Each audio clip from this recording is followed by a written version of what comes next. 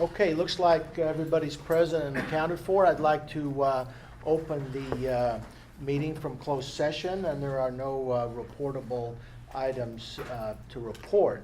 I know that before we do the Pledge of Allegiance, this being September the 11th, I would ask that we honor the victims of 9/11 with a moment of silence, and also we also ought to keep in mind the victims of Hurricane Harvey and Hurricane Irma, and hopefully we don't have to do that with any more hurricanes. So please let's honor these with a moment of silence. Stand. Please stand. Yeah.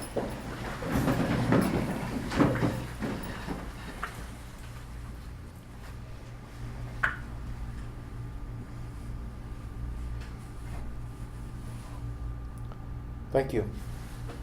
And with that, while we're standing, I would like to ask Isabella if she would like to lead us in the Pledge of Allegiance, please. Ready, salute. I pledge allegiance to the flag of the United States of America and to the republic for which it stands, one nation, under God, indivisible, with liberty and justice for all.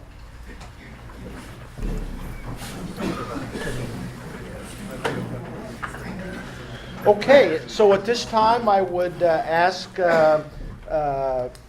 President Carasosa to administer the oath of office to our new student trustee. Okay, Isabella, if you would join me down here at the podium, please. Come right here alongside me. You can turn and face, raise your right hand. Okay, repeat after me. I, and then state your name. I, Isabella O'Keefe, Do solemnly swear do solemnly swear that I will support and defend that I will support and defend the Constitution of the United States the Constitution of the United States and the Constitution of the State of California and the Constitution of the State of California against all enemies, against all enemies, foreign and domestic. foreign and domestic, That I swear that I swear I will bear true faith and allegiance that I will bear true faith and allegiance to the Constitution of the United States to the Constitution of the United States and the Constitution of the State of California. and the Constitution of the State of California, That I take this obligation freely that I take this obligation freely without any mental reservation without any mental reservation or purpose of evasion. or purpose of evasion, And that I will and that I will well and faithfully discharge well and faithfully discharge the duties upon which I am about to enter. the duties of which I am about to enter. There you go. Welcome.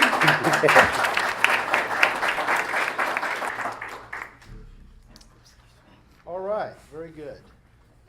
With that, per Board Policy 2350, any person may address the board at this time either on an agenda item or other matters of interest to the public that are within the subject matter jurisdiction of the board. A maximum of 5 minutes is allowed for each speaker, with a maximum of 15 minutes per item unless otherwise extended by the board. So do we have any public comments today on items on the agenda?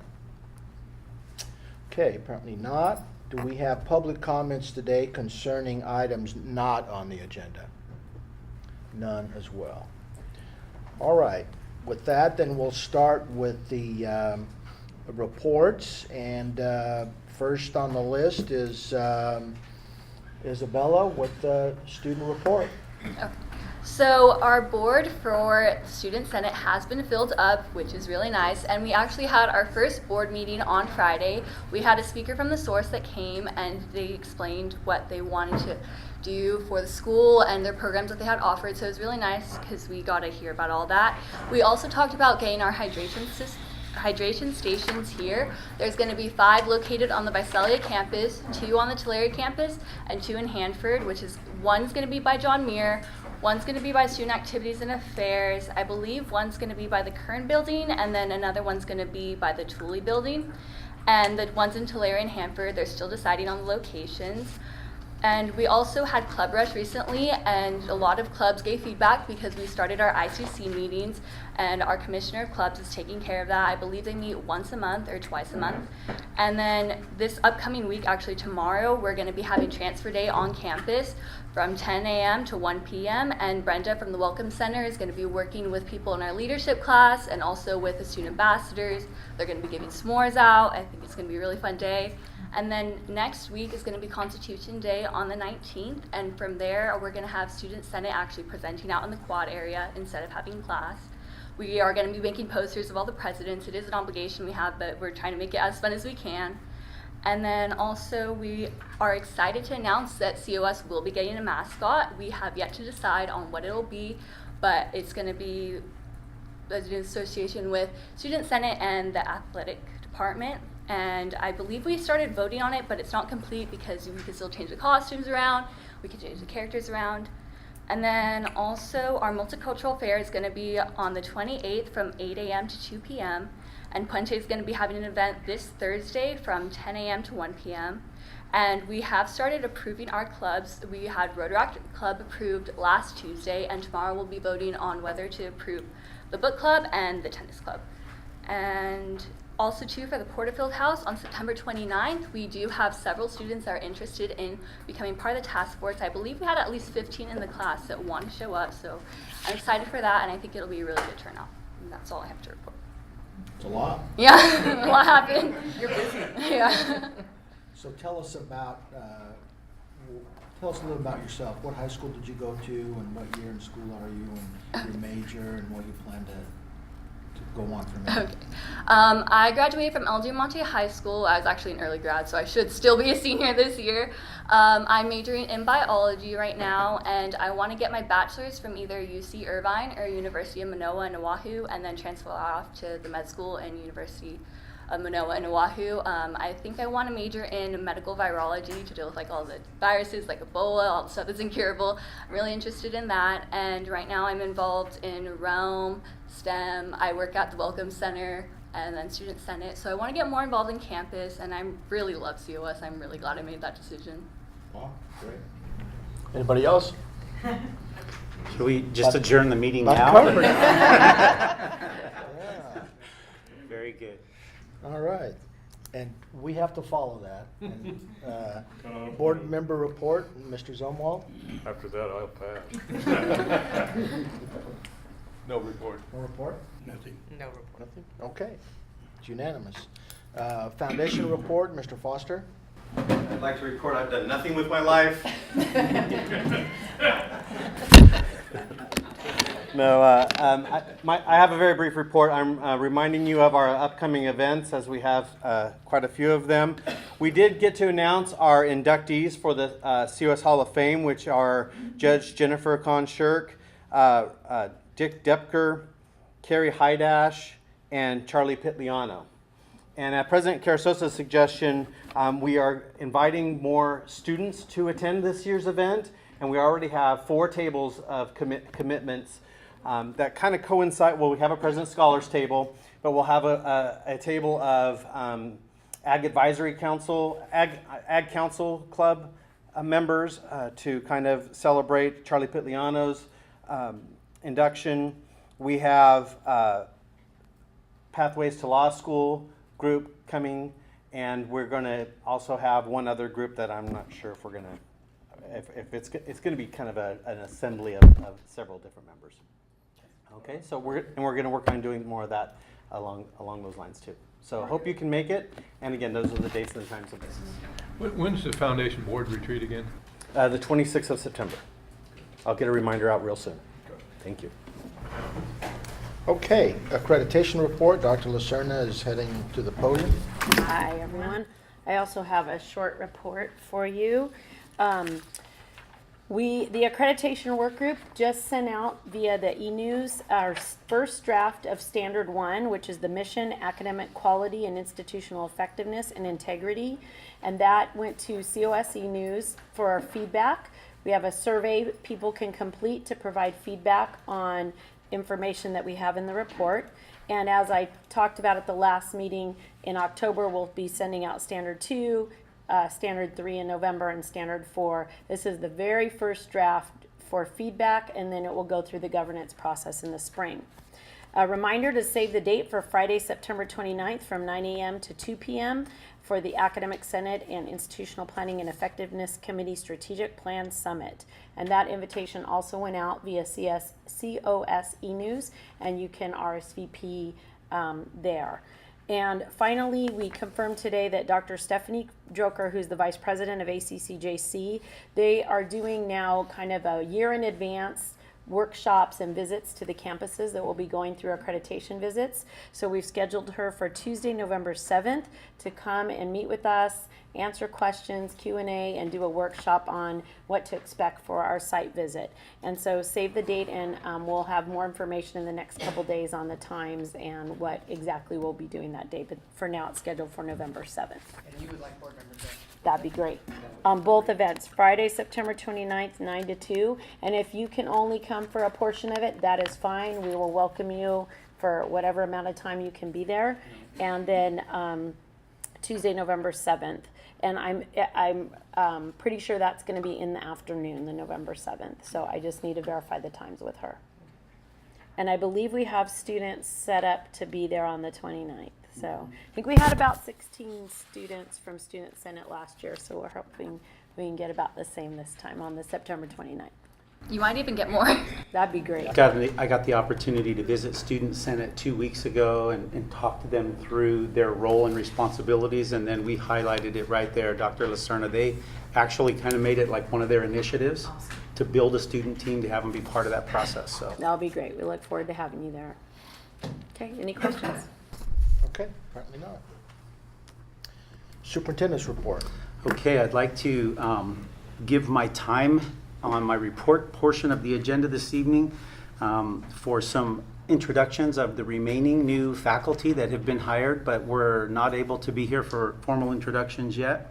And then a special opportunity to meet our newly appointed division chair. So I'll turn it over to Dr. Lacerna, and she'll lead those introductions. So I'm going to take the faculty introductions out of order because our first faculty member has a class to teach right now.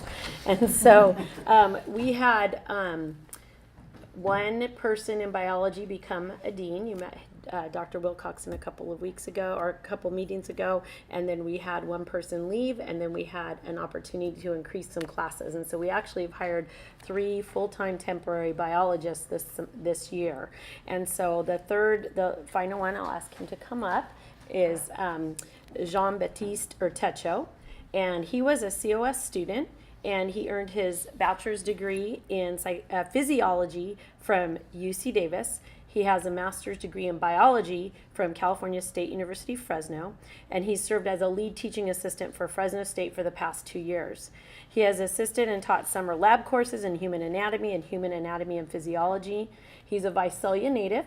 He graduated from Mount Whitney High School, and he brings an important perspective because he's been to not only COS, but he's attended a UC and a CSU, and so he feels he has a really good connection with our students and understanding for those that are transferring. And he also has won, prior to going to Davis, he won several student awards in mathematics, and he did undergraduate research at Davis. And he actually has spent most of his life at Davis. He was born there while his father was in graduate school. He was actually born, and his first few years of his life were at UC Davis, so he spent almost all his life in colleges and universities. And I also learned that he is a good French cook. And so Jean-Baptiste goes by JP, and so I'd like to introduce JB Urtecho.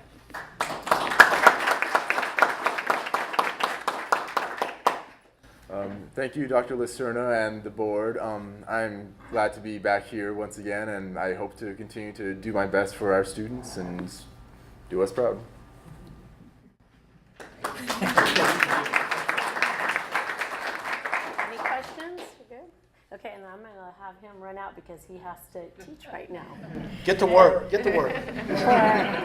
For our second introduction, we also had a couple of folks out in math going, and we needed extra math classes, so we were able to hire 2 full-time temporary faculty in mathematics. And Dr. Robert Urtecho, same last name as JB Artecho, is going to introduce our math faculty members. Dr. Artecho. Thank you, Dr. Lucerna. I can cook really good Mexican food. I burn the French stuff. It's too temperamental, huh, Robert? I'd like to introduce you to one of our graduates. David Jones is a longtime resident of Tulare County, but more importantly, he started off over here.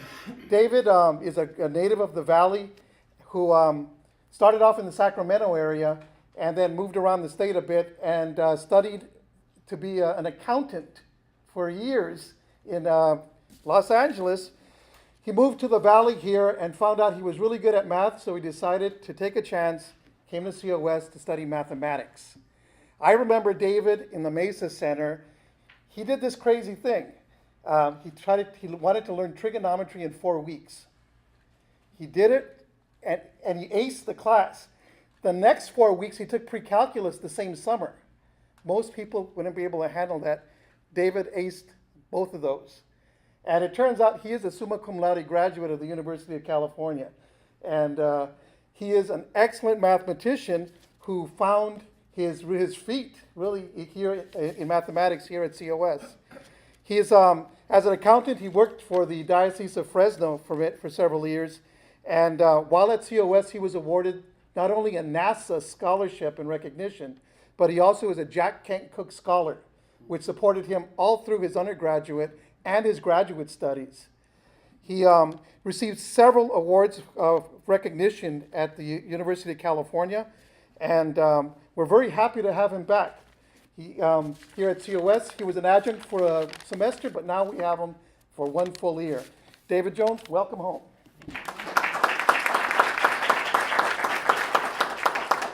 Thank you, Dr. Artecho and the board. It's really exciting to come back. When I returned to school, I was in my 30s when I went back to school. And coming back to COS is in the top 3 best decisions I've made. And that's up there with marrying my wife and then applying here for a job. So in the top 3. So Robert here is actually the one that encouraged me when I was a student tutor here to come back. So if at some point you're unhappy with how I am, you need to take it up with this man. He's let you down in some way. But thank you. I actually am teaching class as well. So thank you for your time. Thank you, Dave. Thank you for being here.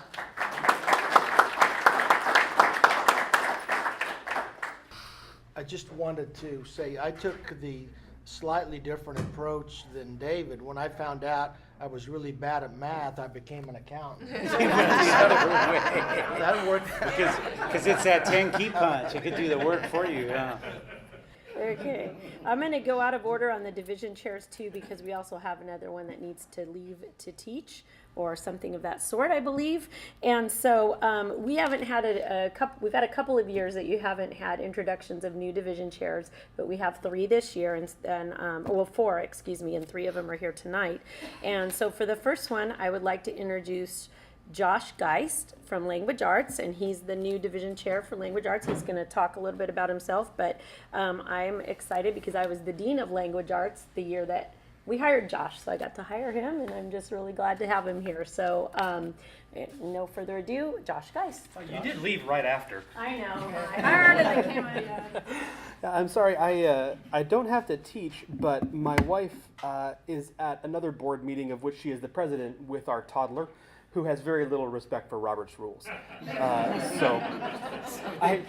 of needs you there soon, huh, Josh? Yeah. And I got 2 jokes. I hate to disappoint the board again, but I can cook almost nothing. There it is. I can make sandwiches with supervision. I began teaching here at COS in about 2009. I teach English. Mostly I teach our composition classes. I'm also the director of the Writing Center. And I have an awesome division. In Language Arts, we have 6 departments and a half. American Sign Language, English, ESL, our foreign languages, which currently we're offering Spanish and Portuguese, our journalism department, and linguistics. We have 27 full-time permanent faculty in Language Arts. We just hired 3 in English this year, in addition to our 3 full-time temporary this year. So we are perpetually growing. We have about 80 adjunct in the language arts division for a total of 112 instructors. Since I have a few minutes, I wanted to talk to you about some of the fantastic programs that we have. I'll start by tooting my own horn a little bit with the Writing Center. We have grown a ton in the last few years, and last year we served 1,400 unique students and over 3,000 appointments. This year so far, we've had 266 student appointments just in the first couple of weeks, which is a third again as many as we had last year at this time. So we keep growing. We also, our coordinator, Megan Baptista-Geist, who is conveniently my wife,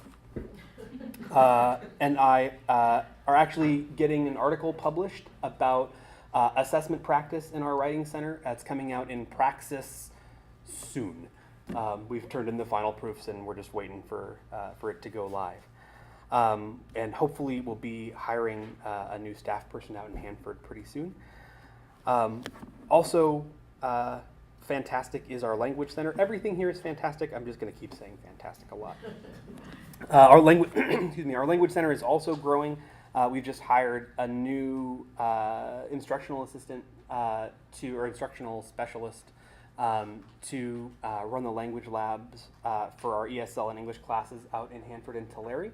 And he's going to be great. They are currently running 23 labs a week, covering between 1 and 2.5 hours per class per week of class time here. Then they support about 500 students a week in addition to their tutoring services, which they offer tutoring for our English, ESL, and Spanish programs.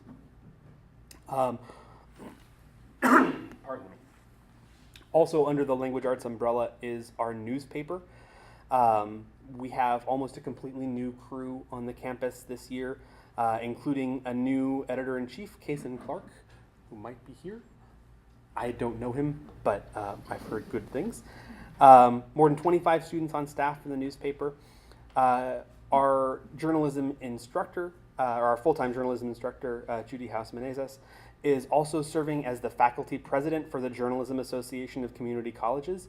And she actually was named Outstanding Journalism Educator of the Year by the California Journalism and Media Affiliates Council in April. So we are really lucky to have her and the work that she's doing. And then the last thing that is fantastic, the last thing that I'll talk about that is fantastic, is our acceleration program in English. We are well into our 3rd year, I think, of English 261, 2nd year. Still fairly new. 3rd year, I was right the first time. It's been going a while, and it's still growing. But our data from the last year is fantastic. For those who may not be familiar, 261 is our accelerated English program. It allows students who place into our 360 course, which is 2 levels below, to take one course, one accelerated course that moves them into transfer level English.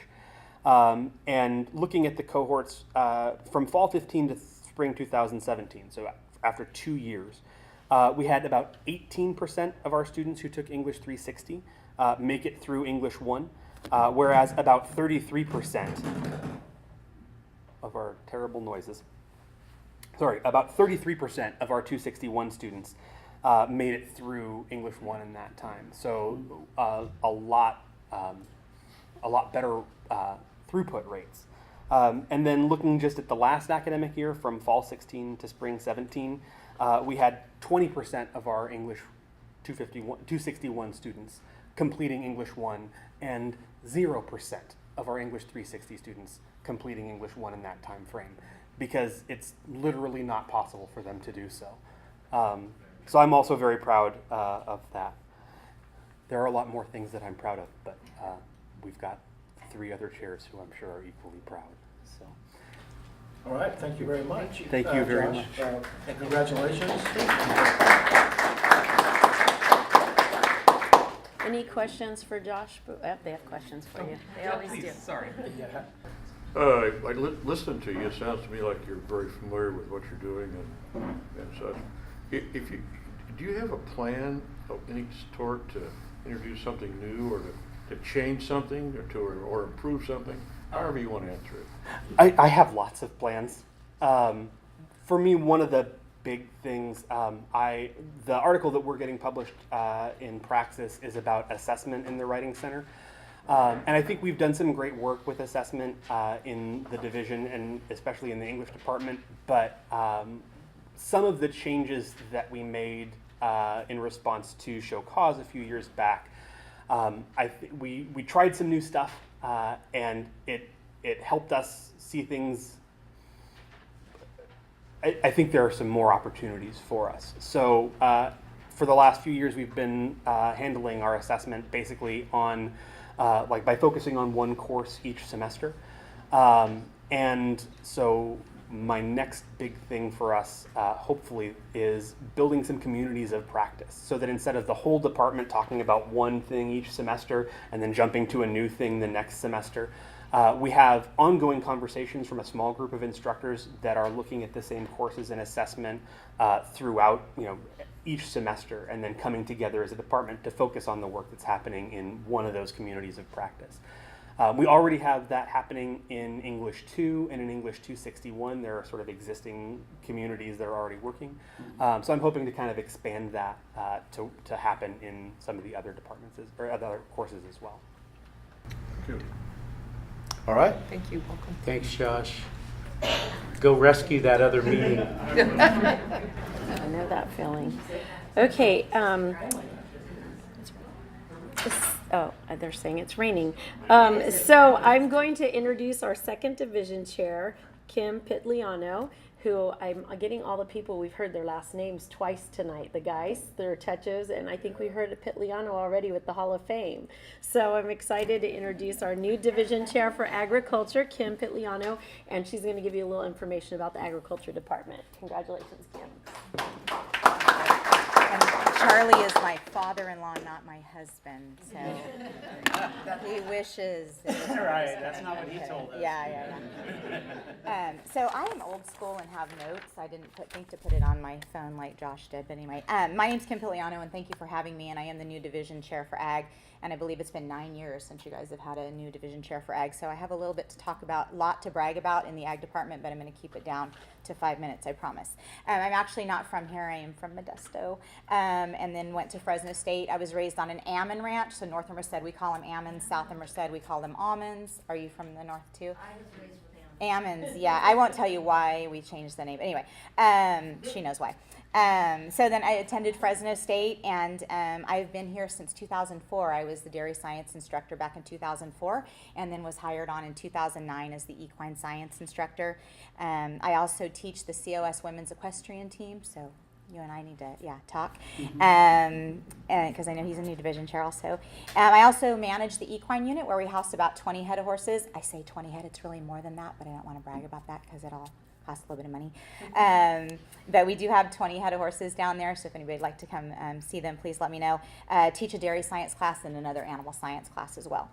The Ag department consists of 7 full-time faculty members and 4 adjunct, and most of you know who our faculty members are, but real quickly we have Frank Tebow, Charlie Aby, Shannon Cooper, Russ McKeith, myself, and our newest faculty member is and Fernando Fernandez, can't forget him. Our newest faculty member is Allison Aby Ferry, which is related to Charlie Aby, their husband and wife, and she's a PhD in plant science, so we're really excited to have her on board. So altogether, we teach ornamental horticulture, plant science, animal science, ag technology, and agribusiness. We're at the TCC, the Tulare College Center, and also in Hanford.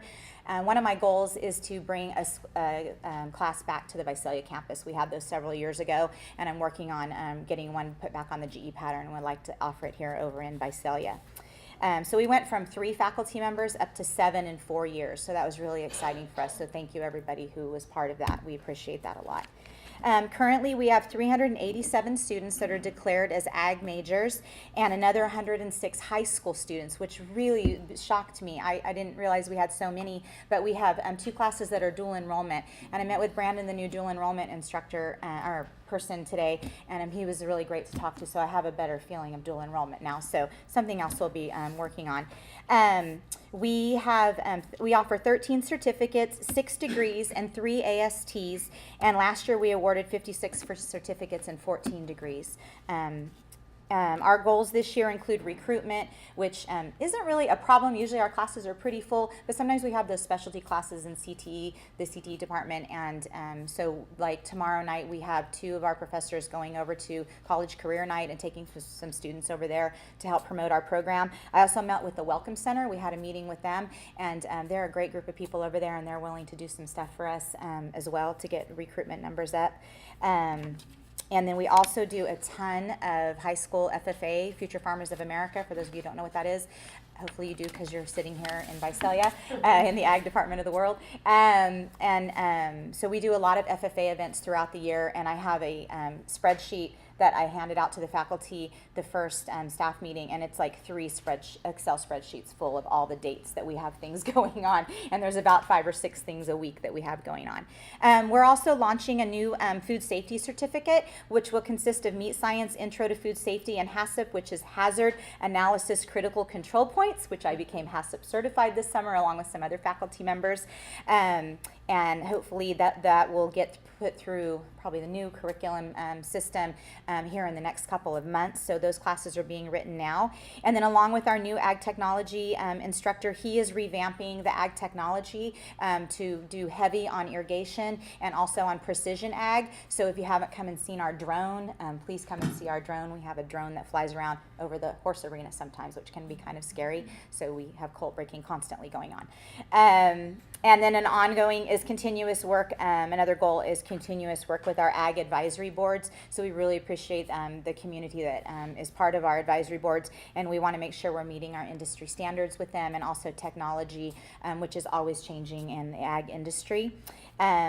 It's also important to stay in contact with them because they offer sometimes internships for our students, and then also field trips that we wouldn't otherwise know about. So we're constantly meeting with them. I know I talk to mine about every other week and drive them crazy, but we try to at least meet 4 times a year, twice in the spring, or fall and twice in the spring.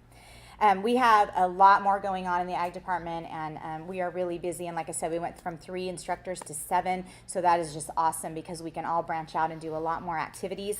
And I just want to talk real quick 2 things coming up. The first one is our fall festival that we're putting on down at Tulare College Center, so please bring out children, grandchildren, nieces, nephews, and all that good stuff. Have them dress up in costumes. We do horseback rides, which is always a big hit, and a lot of fun things that go on. We do face painting and a petting zoo, and it goes on from there. And I did hear Superior Dairy Ice Cream will be there this year too. So yeah, so come on down. Jennifer joined us last year, and it was a good time. Oh, I'm sorry, October 21st. I apologize, down at Tulare College Center. I think it's 11 to 2. And then the other big FFA event we have going on is FFA Freshman Field Day, which is on Friday, November 3rd, which isn't something you necessarily need to come watch, but a lot of freshmen come and they do judging with all different aspects of agriculture. We had this a lot over at our old farm on Linwood and Walnut, but then since we moved, we didn't have the faculty to be able to do it properly, and we just started it last year, and it was a huge hit, and we got a tremendous amount of positive feedback. So we'll be doing that again on November 3rd.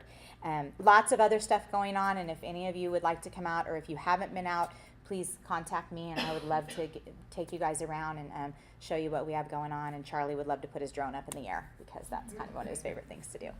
So thank you for having me, and thank you, everybody. Yes. Do you deal a lot with the Hanford FFA? They have one of the largest, in the nation. Yeah, Hanford always will send stuff to our field day. Hanford usually comes, I think they came to that last year, as far as dealing with them. So we put on a lot of activities at night that actually FFA is putting on, but we host it at Tulare College Center, and Hanford is always involved. And I know Lily Pimentel really well. We go way far back, so if she ever needed anything, then definitely knows how to contact me. I might also mention 2 of the board members here are state farmer degrees in FFA too. Oh, yay. Yeah. My son just won his, so that was kind of exciting in pomology. Doesn't get to go to nationals, but yeah, so FFA is really important. It's a good thing, and we like being involved in that because it's a huge recruitment tool for us. So staying in contact with those ag teachers. Yes? Why did you want to be division chair? Want to be? I mean, Well said. Why did you I decide mean, to really, pursue they it? voted for me, and I went, wait, what? Honestly, I mean, all joking aside, I heard these. I haven't heard real positive things about being division chair. I don't think anyone congratulated me on being division chair, and other faculty members. It was kind of funny, and so far I've enjoyed it. I think it's going to be a great professional growth area for me. I've kind of been dabbling around at the horse units and the dairy units and having fun, and we go to horse shows and dairy shows, and everything's great. But when it comes down to the cleaning house and being inside your house and keeping it clean, I feel like I need to learn that a little bit more. And I've been around a long time, and it's time to step up. And Fernando had done it for 9 years, and Tebow's on his way out, getting ready to retire, I believe maybe next year. I don't know, that's not official, don't write that down. But he's... And just so you know, these meetings are public. That was just recorded. Sorry, Frank. I don't know, in a couple of years anyway, he might be moving on out. So I was next, and gladly accepted it, and so far it's been good. I've met with Jennifer, and I'm sure I'll be busy, and I feel busy, but it's okay. I'll get through it, so it's all good. I don't have a question, but I just have a compliment. I was over at the fair yesterday, and I know Dr. McKeith is down there with a lot of students. Yes. Yeah, another They're one of the everywhere. recruiting things. So they're wearing their COS shirts, their hats. Yes. So all over the Tulare County Fair barns Yes. they're doing great recruitment because Yeah. everywhere you go, you see one, and they're doing a great job. And I we're not hear. just animal science students. He took all ag students. So if we had anybody that needed like some extra work experience hours for volunteer or anything like that, he took them on, and they need all the help they can get down there. Pam does. So I know they were down there. I was. They're very noticeable. Yeah, and he's done a great job. He loves that stuff. This is my first year. My son has graduated, and my first year without going to the fair. So today I drove by and I got a little sad because my kids have shown there since 2004, right? Lori knows, and so it was a little sad to me. But then I thought, well, wait a minute, I don't feel stressed out this week. This is kind of nice. And but then I saw McKeith running around, so I was like, you don't have kids, you can do that. So yeah, the fair's a family tradition for a long time. So yeah, thank you. Thank you. You can see I'm excited with our new division chairs. We have some great leadership coming in. And my niece is showing for the first time tomorrow. She has a lamb that she's showing tomorrow, so that's pretty cool.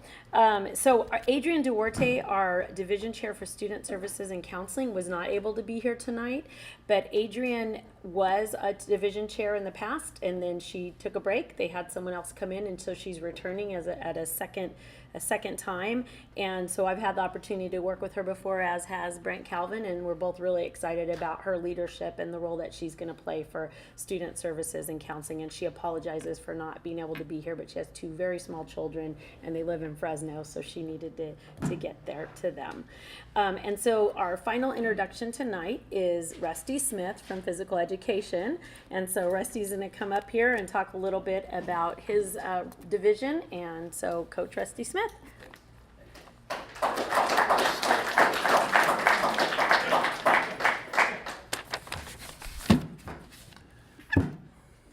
This must have been for you. This must have been for you. Thank you, Jennifer, board members. Thank you for having me. Appreciate it.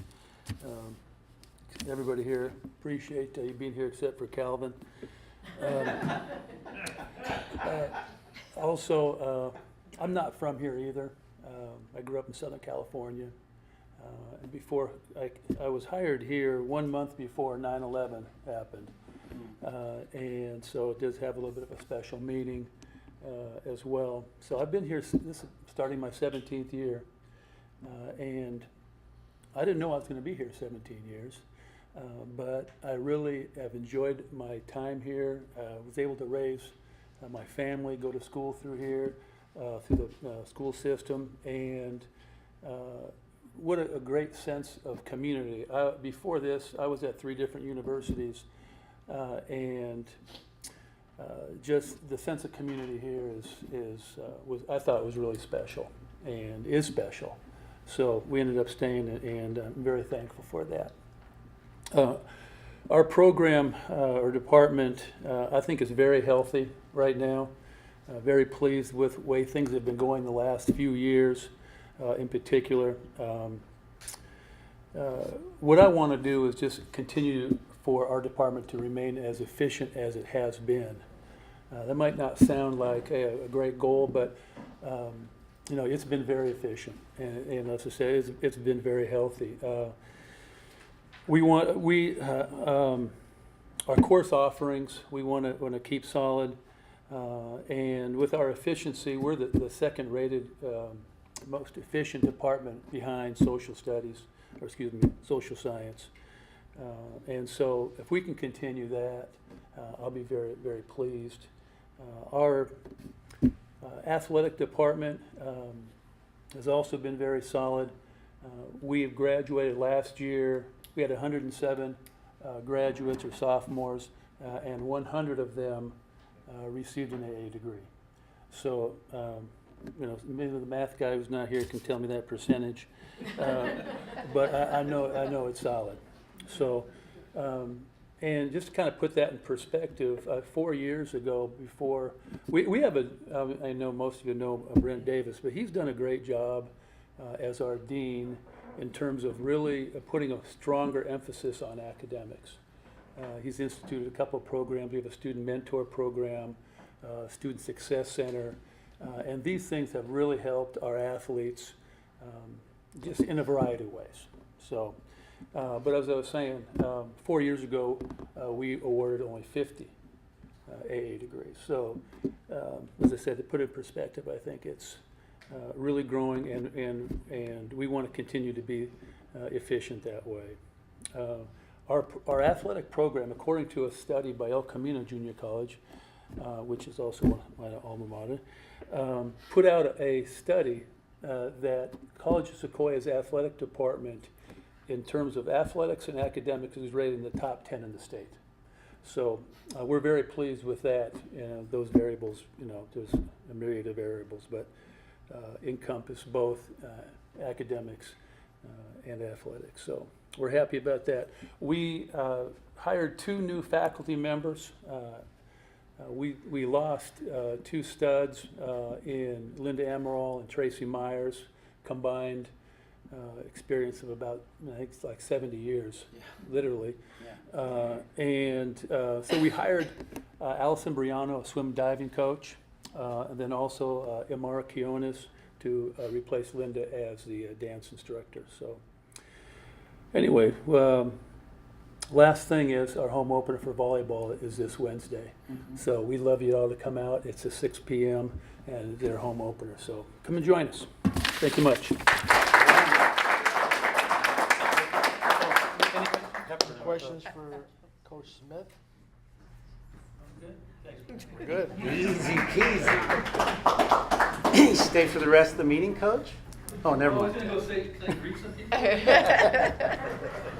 then slip out the door. All right. So that moves us on to the next item on our agenda, various reports. That was really enjoyable tonight, those deans. It was. Chairs. Division chairs, yeah. Thank you. Yeah. Greg. Nice to have them back. All right, well, thank you for that.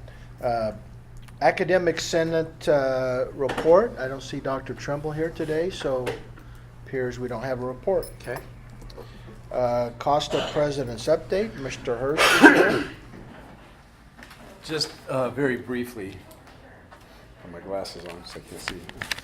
Stan and the board, thank you. Last month, faculty voted overwhelmingly to approve to ratify the tentative agreement on your action calendar, and we hope you share our enthusiasm for the recognition of faculty hard work that these last 2 years of negotiations represent. And I'd like to personally state that I feel tremendous progress has been made to bring this campus together in spite of our differences, to focus on the shared goal of a strong, competitive institution dedicated to success. It's our hope, faculty's hope, that in all good faith this atmosphere will continue, because we actually would prefer to focus on empowering our students through the best education we can deliver, and frankly we need you on our side to do that. So thank you very much. Thank you, Mr. Hirsch. Any questions? I'm sorry. Yeah, any questions or comments for Mr. Hirsch? Thank you for being here. Are you staying around until we approve? Yes. Okay, thought maybe. Yeah, no, I'm not in. Okay, next up is CSEA report, and Mr. Lamar is here. I would just quickly like to say CSEA also just came through negotiations. One of the items was a hard one for our members that affected over half our members, so it took longer than we thought, but weren't able to come to the resolution we wanted, but the members did vote on it, and it was overwhelmingly 3/4 of those that showed up did vote for the contract. So, and I would like to thank you in advance, hopefully, for voting for the contract. Thank you, Mr. Lamar. Okay, COSAFA President's update. We have a new president. We have a new president. I do. That's what happens when you leave town. They held a meeting, didn't they? My name is Karen Marie Erickson, and I've been an adjunct professor here at COS since January 2005. And this is actually starting my 41st year of teaching in higher education. So I'm very honored to be a member of the adjunct group that over 300 members are teaching students and are committed to student success at College of the Sequoias. We had 120 students, 120 faculty members who applied for their office hours this year, which is up from 73 who applied last term. And one thing I know about adjunct professors is whether or not we are paid for office hours, we will give students whatever they need, and we care about their success. One of the classes I teach is Introduction to Teaching, which is one of the highest percentages of students that go on for higher education. And I start talking to them the first day about going on for their doctorate. I said I was a first-generation college student. Neither my mom or dad went to school. They were both first-generation Americans. And there is nothing that I have that you don't have if you want to go on and achieve that for yourself. And I think it's something that is really a passion and a calling for me to see them succeed. And I know that I wouldn't have done what I've done if it hadn't been for teachers who had helped me and given me that same vision and support. So I'm very happy to be involved with this. Hope I can assist in promoting the future of College of the Sequoias and fulfilling the mission that we have. Thank you. Thank you. For being here. Congratulations on your new position. Okay, we shall move on to items of information, starting with item 1, annual college report on master plan, et cetera, et cetera, et cetera. Yeah, there's a lot there. So let me come to the podium just so I have the opportunity to be on the microphone here and to share this information. This is our annual report on the master plan. And as President Nunes alluded to in the descriptor that's on our agenda, I do want to remind you that one of the things we're required to do annually is not only report on our master plan, but to give you both a reminder and an alert to where you can find and have all the information for the other related annual reports that we're required to fulfill. So that's why in that prompt on the board agenda, you see the reference to our institution set standards that we're required to do, which are kind of a baseline set of standards for our accreditation.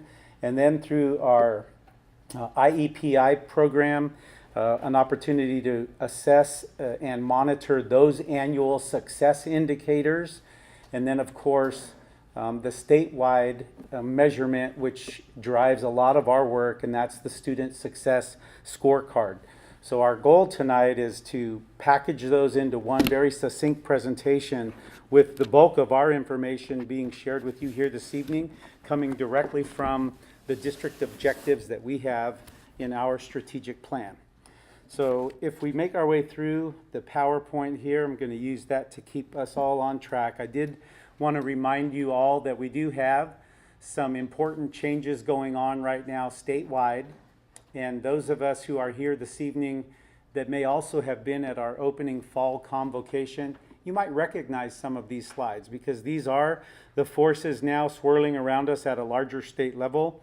There's been a call to action by our statewide chancellor, and there are some topics you see listed here that have been parts of pilots and discussions for the last couple of years, and now they're moving up in their level of statewide importance, and so they're on our radar as well, and they're factors that we need to consider as we continue now developing our next generation of strategic plan objectives and as we continue to work to fulfill our responsibilities for accreditation.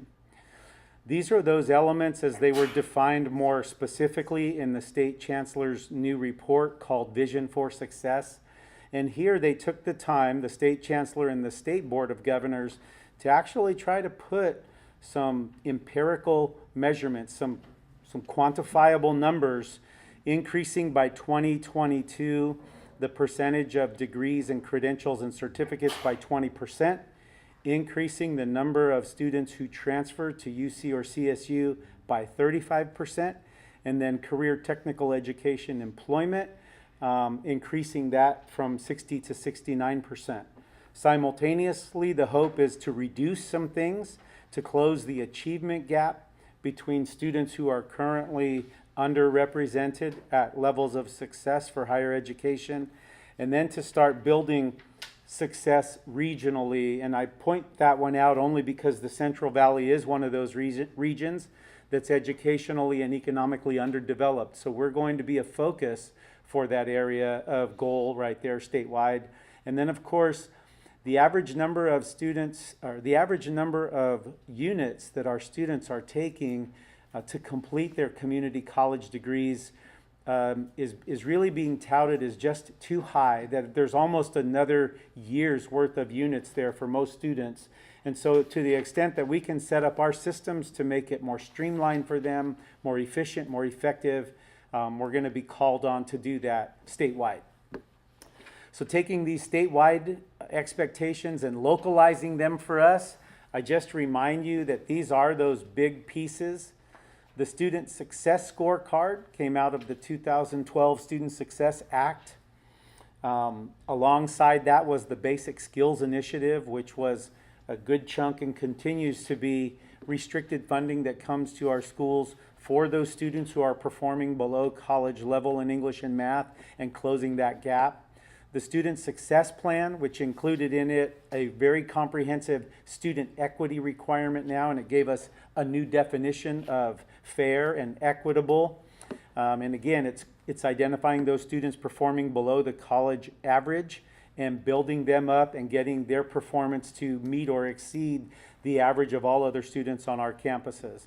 And then the bottom two, you can see there, the Institutional Effectiveness Partnership Initiative came out of the turmoil with the ACCJC and the expectation that our statewide institution should have some form of its own check and balance to be able to know when colleges may be in need of help or support for their accreditations.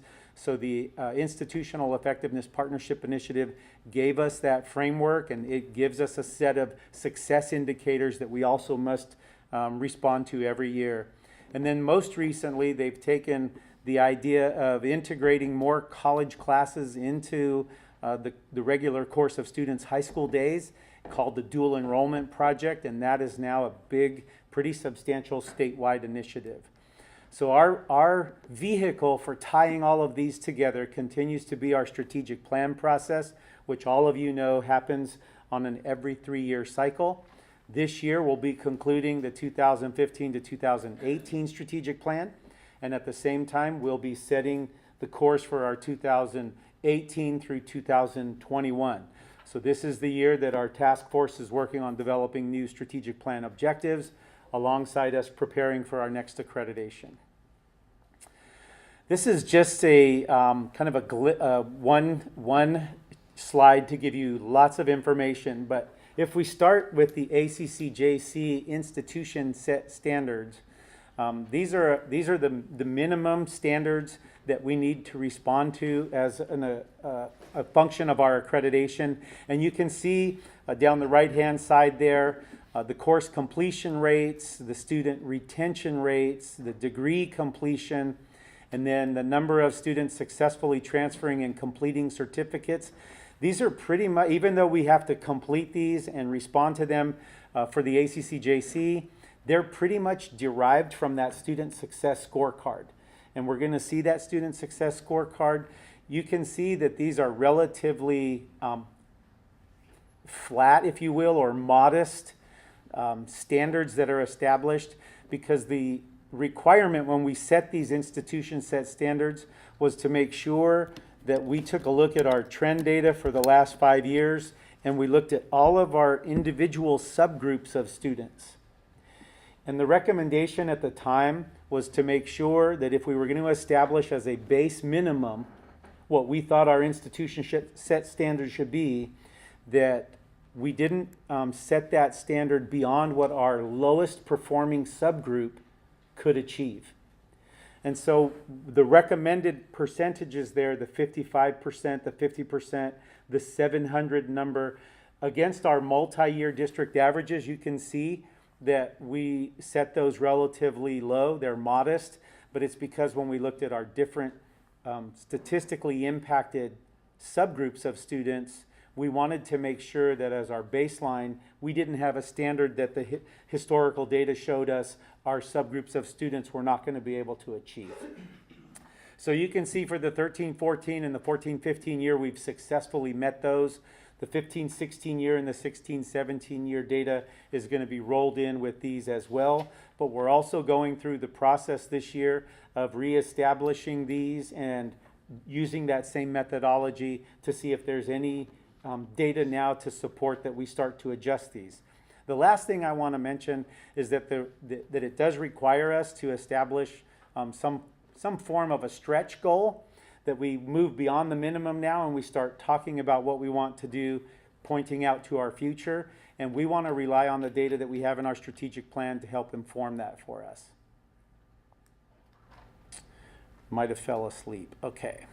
This is the student success scorecard, and I just show you a quick screenshot of the home page when you get to the state chancellor's office and you pull up the College of the Sequoias profile, and you'll see our demographic data there. But those little shaded boxes across the top are the ones that I want to call our attention to again, because there's specific definitions according to the metric for what these things mean. So you can see that persistence is specifically measured by students who will consecutively enroll in the fall semester following their first year. The 30 unit mark is what it says, students successfully completing 30 units. Completion is pretty straightforward. That's degrees or being transfer ready.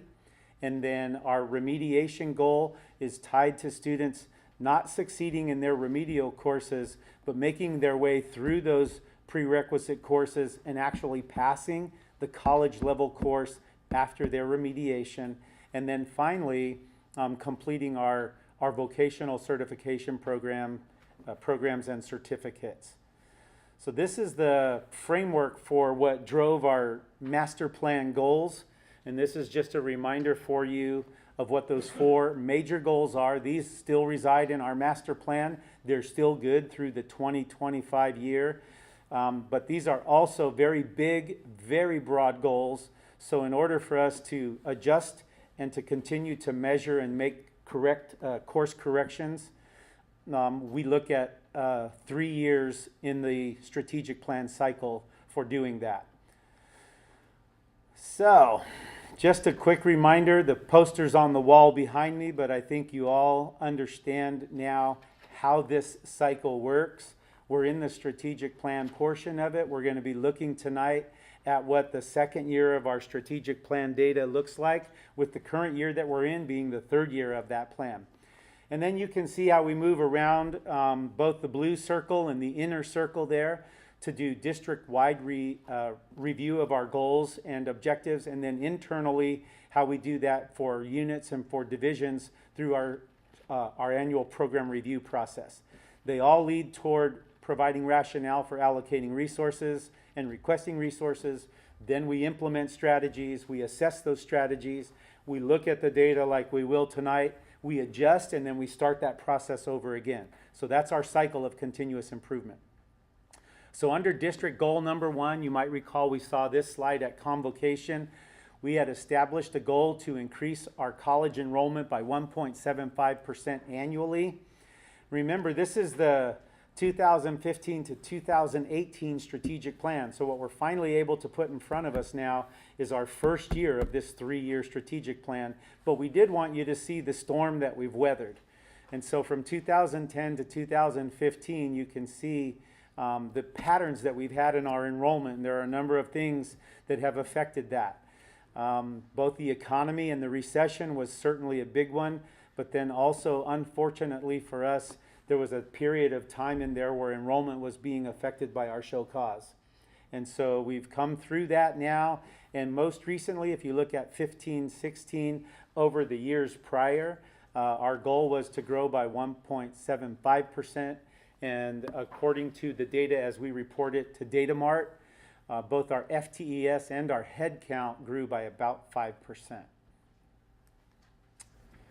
And this is another bar graph to show you very similarly what that looks like on the year to year, and it also gives you a peak now of 16-17. So we're feeling good when we're able to put the 16-17 data into that table that you're going to see another increase. So 2 of our 3 years of strategic plan data are here, 15, 16, 16, 17, and they're looking good. District goal number 2 and objective 2.1, this has to do with increasing the number of students who are transfer ready. You can't read the screen maybe, but down at the bottom you can see what the definition of transfer ready is. And so again, as we track students, and we've got a couple years of our strategic plan cycle data in here, 15, 16, and 16, 17, you can see the total number of unduplicated students, and then by semesters there, fall semester, how many were transfer ready, and by spring semester, how many were transfer ready. This is a little different than recognizing whether or not they actually transferred. The one thing we can't do is when they've left here and they've completed everything they need to do to be transfer ready, we don't get to control whether they actually transfer and make that goal, whether they enroll or not, but we can tell you this is the work we're doing to get those students to meet all the criteria they need to actually successfully transfer. Lori. You may get to this eventually, but I wanted to go back real quick. You had average number of units that the state chancellor has a vision for. Do we know what our actual average units are? Ooh, no. I don't think we have a metric on that, Dolly. The number of units our students complete when they hit this transfer ready stage? We don't have a final one yet. We've been just kind of playing around with the numbers. Do you remember the last numbers we got? Yes, so my name is Andrew Carter. I'm a CT research analyst, which is a grant-funded position under Dean Russell. But at any rate, Ryan in Dolly's office has been working on that number. He came up with a number of 89 for last year. But there's a key caveat to that, in that the Chancellor's office has not defined the metric and how it should be calculated. So therefore, Ryan has had to use his best guess to how it might be calculated. That's good. We have that in a lot of areas. It's as long as we kind of know our number and see what it's doing, if it's following the trend that they want us to do, is my main concern. Well, one of the positive things is it has come down. So Ryan calculated 5 years worth of data from academic year 2012-13 through academic year 2016-17, and it went from 96 down to 89. Yeah, that's great. That's what I wanted to hear. Yeah, we're moving in the right direction, Lori, but you're right. We are, when we saw the Chancellor's statewide number, 87 to 70, we're right there then. We are. But what I think what Andrew's pointing out, which is really nice, is we're coming down from a much higher number. Changing that mentality of Yeah. when they come here. Some of it Don't is want you too, to stay. but some of it is too that the legislature and the Chancellor's office implemented. Like when we had to go through and implement the repeatability, we were eliminating students from being able to just repeat classes because I wanted to take the class again. And so we're in combination with those efforts, we're really going to, I think, make a positive impact on this number and bring those units down. I had someone asked a question in relation to that, and then John, you can go. Sorry. Do the students that qualify for, for FAFSA and for aid, are there limitations on the number of units they can take in order to move them along through the system? Are they tied or not at all? I don't know if there is a limitation. I know they can't continue to receive scholarship without maintaining their grade point average, but I don't know if we're tied to a number of units completion. Okay. So I think after after about 90 units, they're not eligible for anything, right? Yeah. One size fits all, but absolutely, there's satisfactory progress, and the more they take here, obviously cuts into what they can get funded at the 4-year level. Right, right. Board Member Zumwalt? Do you know, or do we know what the typical rationale is of a student that hangs around at a community college for 89 units? I mean, what motivates them to do that? Change their mind, I think. Yeah, there's a number of things. I'll give you the little bit that you asked, are there some typical scenarios? One, I'll use a case study with the student that we have right now, and it's exactly what Lori said. He's a high achieving student. He's been part of our student government, and he took 3 semesters, almost 2 years worth of courses, and changed his major. And it was too expensive for him to try to transfer and address that change in major at his 4-year college. So he didn't get caught in the repeatability, because as he re-enrolled here, he was starting in a different major and a different pattern of major courses.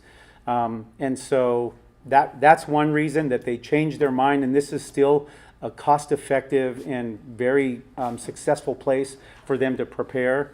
I think students don't make up their mind or don't know is one of the other issues. And then again, this is assuming here that the students are all coming with the goal to transfer, and some of them aren't.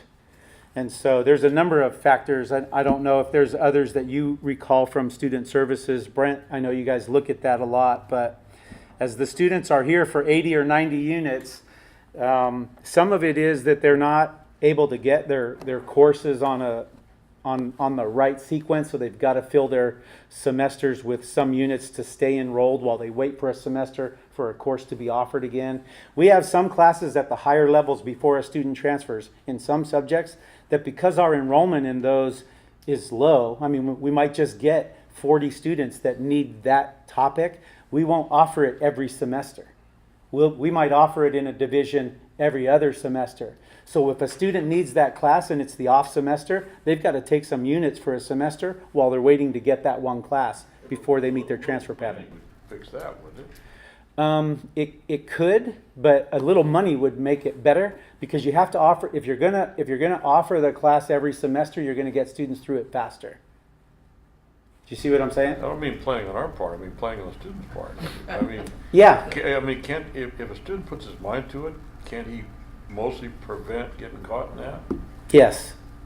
Our students saying yes. Yeah. At the Welcome Center, we are encouraging them to do an SEP plan, so that's why they're doing that. And even when I help students, before they ask me to put them in classes or me ask their major, I pull up their student education plan. And if they don't have it complete, I send them to a counselor, because it's not busy right now, so they could get out on time. Right. Everybody. One of the new things under the Student Success Act now, everybody's got to have a completed student ed plan. The challenge we have is that they do a preliminary plan. Then they come back, and by the end of their first year or start of the second year, we want that ed plan to be more solid, and we want the whole second year to be mapped out. So we're just getting more assertive, more consistent in how we do those ed plans. All counselors are buying into following some of the same guidelines and structures.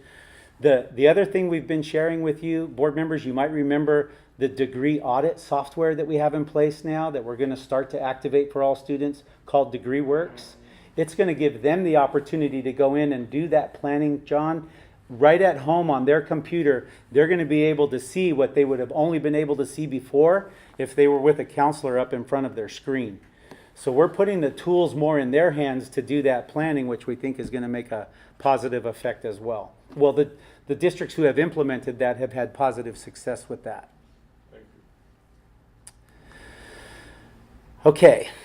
Increasing the number of students who earn the degree or the certificate annually. Again, these are just those straight numbers for completion rates, and we have our 2015 data in here, and now our 2016 data. What you can see are the total number of students who have been interacting in those awards, and then the total number of degrees and certificates. And where those don't match, it typically means that many students will end up with more than one of those.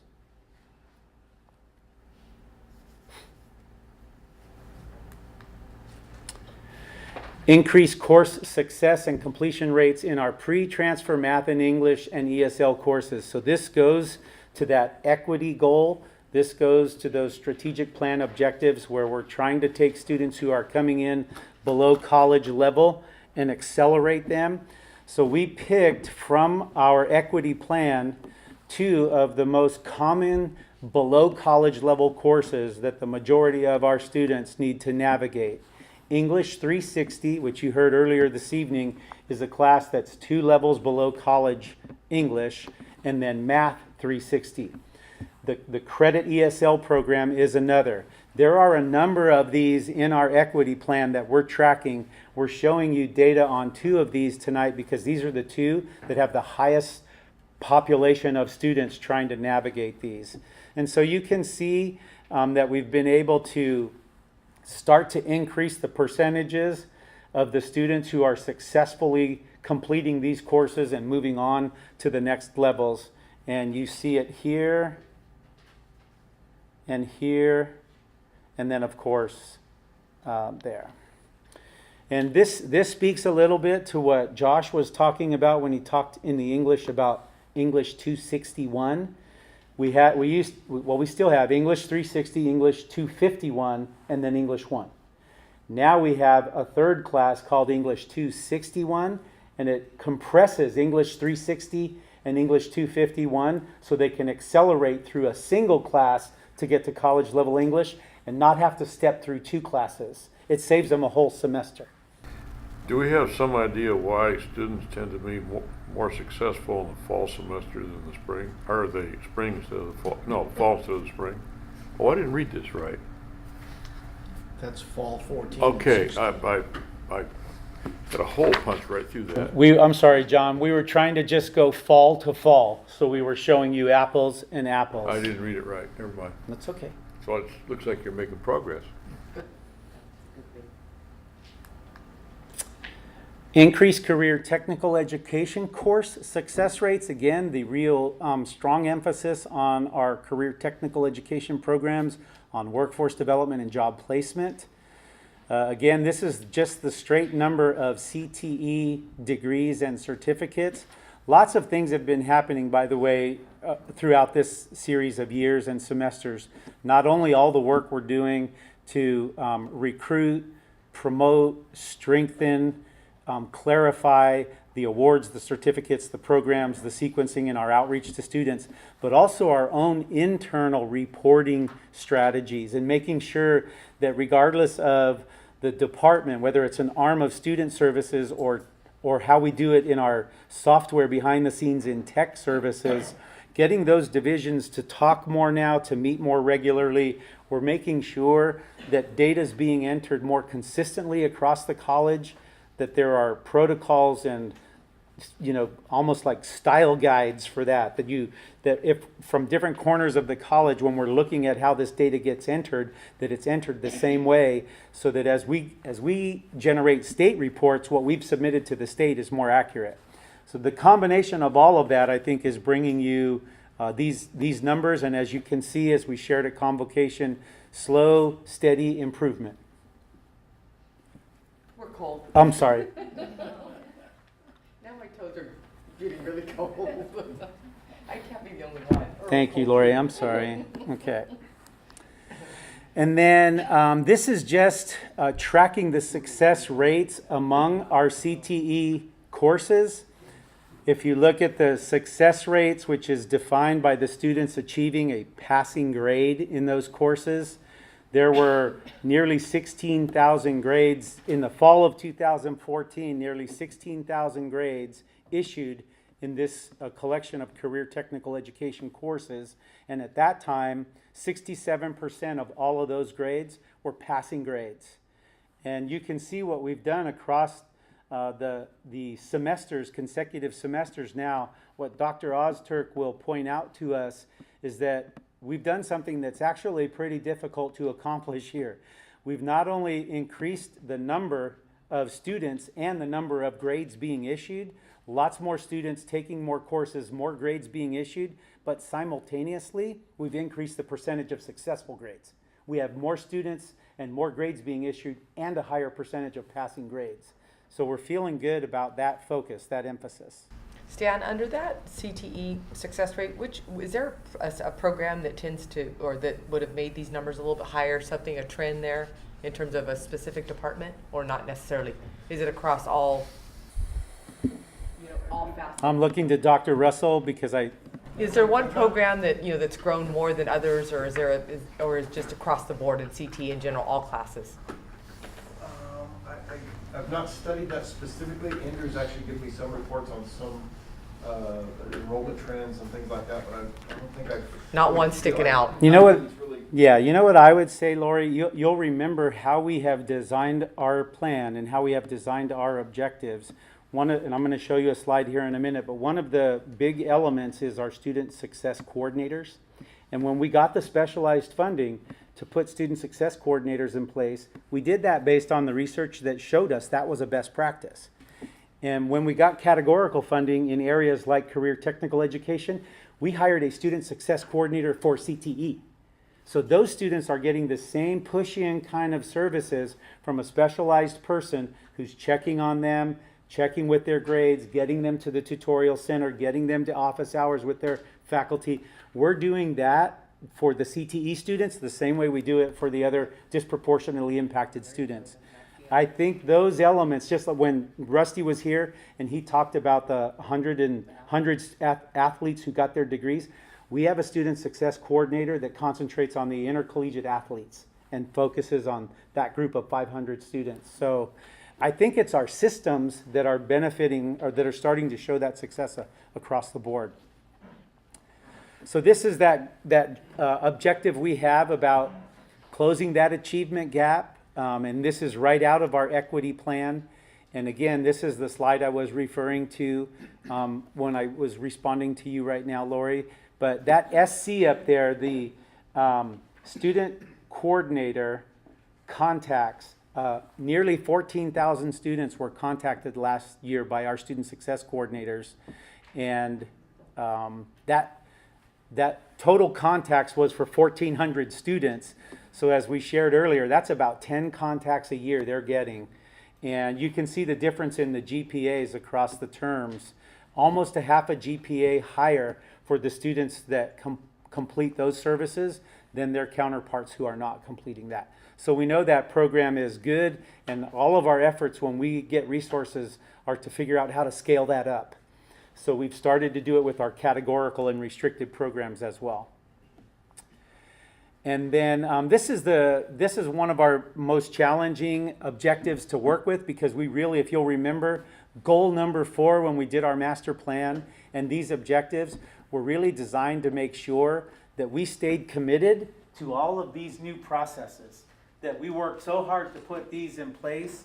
And there were so many of our faculty that have long history here that were afraid that if we didn't have something that held us accountable for continuing to maintain and improve these processes, that the institutional memory might snap us backwards. And so what we have now is we have just this little Venn diagram to show you that this objective drives a whole series of both service area outcomes in each of the departments and the divisions, and then in some cases very specific changes in practice and procedures to make sure that our COS 2.0 systems continue to function and to operate. And we're retooling how we bring new faculty into the system, how we orient new managers when they come in, and then just the various work that we do. Mostly this objective helps us in the non-instructional portion of our operation. And it allows us to make sure that we're continuing to measure our decision-making processes, our governance processes, and we engage those in a regular cycle of continuous improvement as well. So that's the board presentation version. For your reading pleasure, we have the technical report, which is directly out of our research department, not only with all of the data tables and the detail, but commentary, if you will, or at least observations from Dr. Ozturk's office and the research staff. So they provide us in here with summary statements and observations from the data. So this is for you as a board, but also available, and we send out a PDF of this in a COS e-news so that all of our employees and staff get the opportunity to receive the technical report, and then we house it on our website. And then just to make one a little prettier for the public and a little bit more accessible or usable at the coffee shop, we've got our kind of our public version of the report. And you can see, just like we did last year, this starts to take on a little more of a feel that we take each of the district strategic plan objectives and we recite the objective for you here, but then we also try to share the objective through actual actions that we're doing here at the college, and wherever possible we use examples of student successes, and you can see those highlighted as you work your way through. For example, when we were talking about the degrees and the certificates, we could have put the little text box in here with that chart on it, or we could do this, right? So that just looks better and feels better, but all the same information is here, and it's centered around the success of our students. We've got student quotes, and definitely want to thank Kristen Foster, our public information officer, for her work on this, and Dave Cargill, our graphic designer. And this is the one that we can't get enough. We can't have enough of these on the shelf now. We started handing these out last year, and now these are in pretty high demand. So we're excited about what the community version of the annual report looks like. Stan, and this is put out annually? Yes. These three all go together, Ken. Each year now, either the technical report is available, the community version of the report, and the board PowerPoint report and agenda item. These all sit together now on our webpage, and they're there for every year that we do these reports. Okay, any questions? Thank you, guys. It was an information item tonight.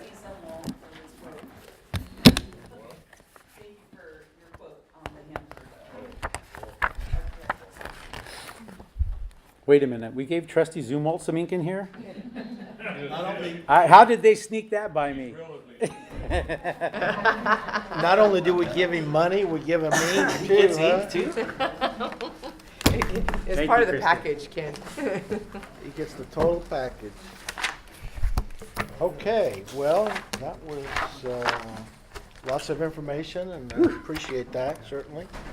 And so next on our agenda, item 2, the annual report on the Training Resource Center.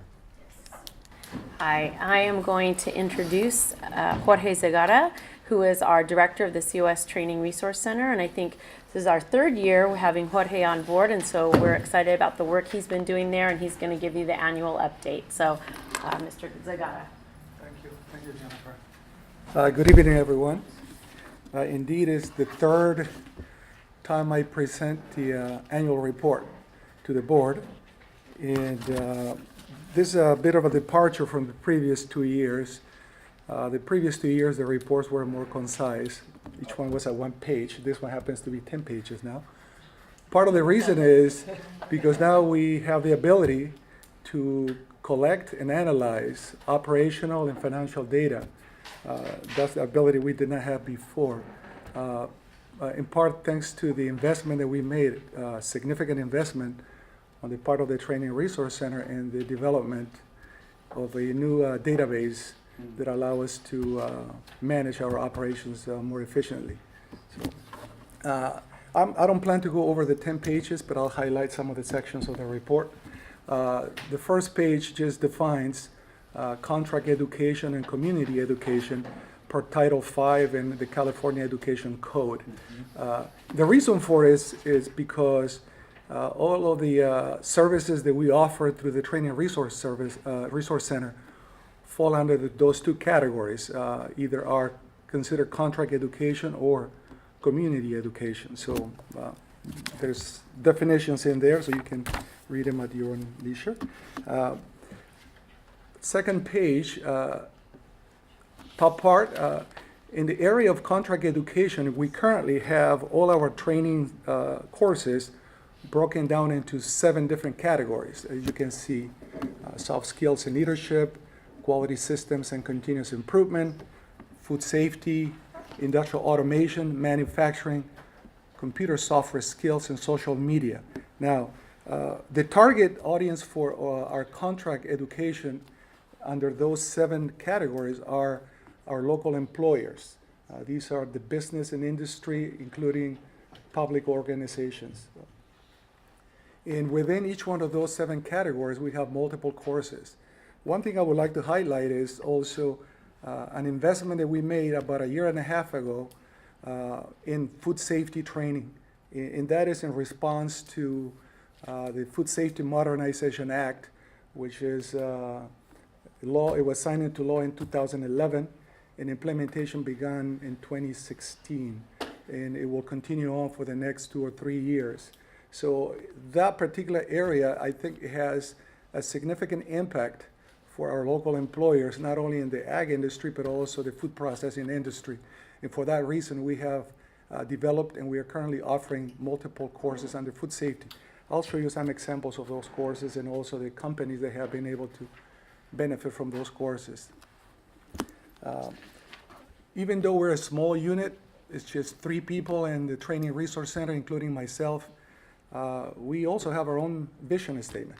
Our mission statement is well aligned with the mission of College of the Sequoias, which is to advance the economic growth and global competitiveness of business and industry within our region. That's just verbatim from the mission of College of the Sequoias, which happens to be also our mission.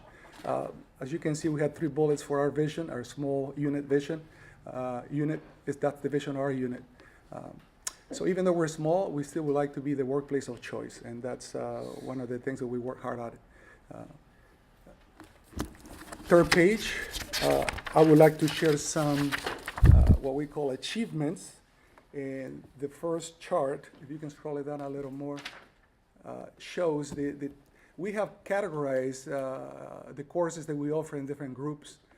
As you can see, law enforcement, the number of courses offered in the fiscal year, past fiscal year, the number of participants, and also the hours of instruction. Open enrollment courses are courses for the past fiscal year, often in the area of food safety. Single employer contracts, these are trainings that we have offered specific to our local employers. And I'll show you some of the names of employers and the type of courses that we have offered. And then we have community education, the number of courses and people trained. And I kind of subtotal that on the classroom courses because those are the trainings that we offer face-to-face in a classroom setting. We also have online courses. The numbers, as you can see, 102, and the number of hours of instruction varies significantly because some courses are 16 hours and others can be 40 hours and others can be 360 hours. So I just gave a range, but just total number of courses, 174, and we were able to service over 1,400 individuals. If you can scroll down a little more. Also, now that we have the ability to analyze data, these are some of the sectors within the 2 counties that we have service, agriculture, construction, consulting, distribution, education, food processing in this case, government, local and state, law enforcement, manufacturing service providers. The second block, those are participants that we couldn't categorize in any of the sectors up above. So in the case of community education, these are individuals that take courses that we offer for the purpose of personal development. If you can scroll down a little more. Here's a sample of the type of courses that we offer in the different course groups. In the case of law enforcement, these have been typically the courses that we have been offering for the last few years. Perishable skills, force options, defense tactics. And these courses are all offered at the Hanford facility, at the Hanford campus. Go ahead. You say government. What do you teach the government? We provide courses in soft skills primarily to Visalia Unified, Kings County, Porterville Unified, let's see who else, City of Visalia. So local government. Yeah, the term categorizing government is that we serve government agencies, Greg, And in those government agencies, we teach a series of employability skills for the different employees in those agencies. Some are training up to become managers, some are getting line level training, as Jorge's mentioning, soft skills, people skills, planning, communication. One of our most popular trainings is what we call the Supervisory Academy. And these are 12 sessions, 3 hours each at 36-hour academy. And we have been providing that training to Visalia Unified, the City of Visalia, and recently to Kings County and Porterville Unified. In the case of open enrollment, and I'm listing there what's FSMA, it's the acronym for Food Safety Modernization Act. And under that category, under that group, we have a series of courses that we have offered. Produce safety rule for the growers, preventive controls for human foods for food safety processors. Also, we have preventive controls for animal foods. We have foreign supply verification program. So all these are different courses in support of the Food Safety Modernization Act. Also, we have essential workplace skills. Again, that's another category of soft skills, primarily for the frontline worker, for the line worker. And frontline supervisor would be targeting supervisors or supervisors to be. In the case of a single employer, we had contracts for customer service, supervisor, and basic computer skills. Community Ed, if you can see some of the courses that we offer, backpacking in the Sierras, how to make your own pasta, which I took that class, by the way, myself. We need to get Dr. Techo. Where did he go? Get him in that class. Notary, and I don't know if you've noticed in the last couple of weeks, we're promoting a class. It's called Make Your Own Food. So it shows how to prep your own food, and so you can freeze it and keep it for about a week or so. So that's a new class. In some of the online courses that we have, I don't know if you can scroll down a little more. Yeah, we're just trying to stop the virus right now. It's going to force it to go. Right? In 14 minutes. It's going to shut down. In 14 minutes? Okay, I'll try to wrap it up in 10. That was their way of cutting you off. It's going to shut down in 4 minutes. Yeah, 4 minutes? Oh, if you can just scroll it out. Okay. I just want to show you some of the employers, because I feel that Training Resource Center, I think, and I may be wrong, but I think is the unit of COS that has the most interface and interacts the most with all of the employers in the county. By far, I think. And you can see some of the employers. Calderis, wonderful. Driscoll, Reese Foods, Electric Motor Shop, Joanne Fabrics, BWR Warehouse, Blue Scope. And this is just a sample because the list is pretty long. And in the case of the single employer, we also had contracts directly with Saputo Cheese, Kings County, and Visalia Unified. So as far as, and I can just go over some of the other things, but I like to show the last page, which shows financials, because you need to see the chart. Unless you don't want to see financials, then I can just skip it. But and I'll go over some of the other things within the report. So, okay. So in the previous year, I was able just to give a snapshot of that particular year. Now, since we have this new database, we can show trends. As you can see, when I gave my first presentation in 2014, based on the information that I had, I felt that it would take about 4 years to break even. So as you can see the results, so that would be the net income for the unit has had a deficit as it was projected, but the deficit has been decreasing over the years. Mm-hmm. So this is the third year of improved financial results. Mm-hmm. So that's where the financials, since I know you have another 2 minutes, I want to highlight, I don't know if you have any questions regarding financials. I can just go over all the portions of the report just verbally. A couple of things I would like to highlight, and we did a SWOT analysis, and I think that can, in a way, account for some of the other areas within the report. But College of the Sequoias is only one of the 14 colleges out of the 114 in the state that was able to get for the first time, a multi-employer contract with Employer Training Panel, ETP. I don't know if you're familiar with ETP. Again, there are only 14 colleges in the state that have this type of contract, and we were awarded that contract January 1st of this year. It's not a large contract. It's the first contract that we have gotten. It's for $150,000, but I think it's just the beginning. By the way, the only college in between, there are no other college with an ETP contract between College of the Sequoias and Butte College. They're up in that area. So we're all one of the Lone Rangers here in the Central Valley with a contract. And that, for us, that's significant because that allows to provide funds to the employers to offset the cost of job skills, training, to maintain a high level of performance workforce. So that to us is a big accomplishment. We worked on this for almost a year and a half, and we were able to get that contract this year. Who's the contract with in the state? The Employment Training Panel is it's a business and labor supported state agency. It's funded primarily by a tax that's paid by the employers, and they pay it through the unemployment insurance. It's called an ETP, Employment Training Panel. Okay, well, there's an employment training tax. Yes, that is the tax. Yeah, that's the tax. Yeah. That tax is the one that funds the Employment Training Panel fund. So, and we felt it was necessary for us to go after that contract so that we can make that funding available to our local employers. It took a lot of time and effort, but we will see the benefits in the months ahead. That's one thing that I would like to highlight. Also, something else that I would like to highlight is along the lines of food safety.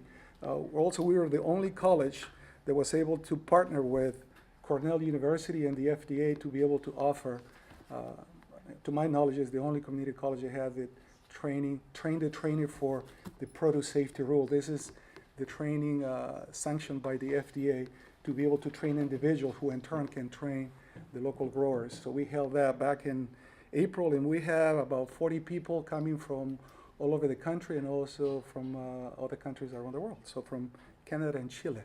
So that was also a big accomplishment of ours. The database that I made reference to that is allowing some of this information to be shared with you, it was a significant investment on our part. We're a small unit. You saw the financials. It's been almost a $50,000 investment for us, significant, but we feel that it's necessary for us to be able to not only track our services, but also track the financials. The Training Resource Center, I believe, is one of the 2 units within College of the Sequoias that has to function as a private organization. We are a cost recovery unit. We're not funded by the district, so therefore we have to generate our own revenues to be able to sustain the unit and the services that we provide. Good job. And I think that's all I have for now. So Jorge, just to follow up on that, so your numbers are not part of our FTES, they're not part of our FTES Correct. Numbers. Correct.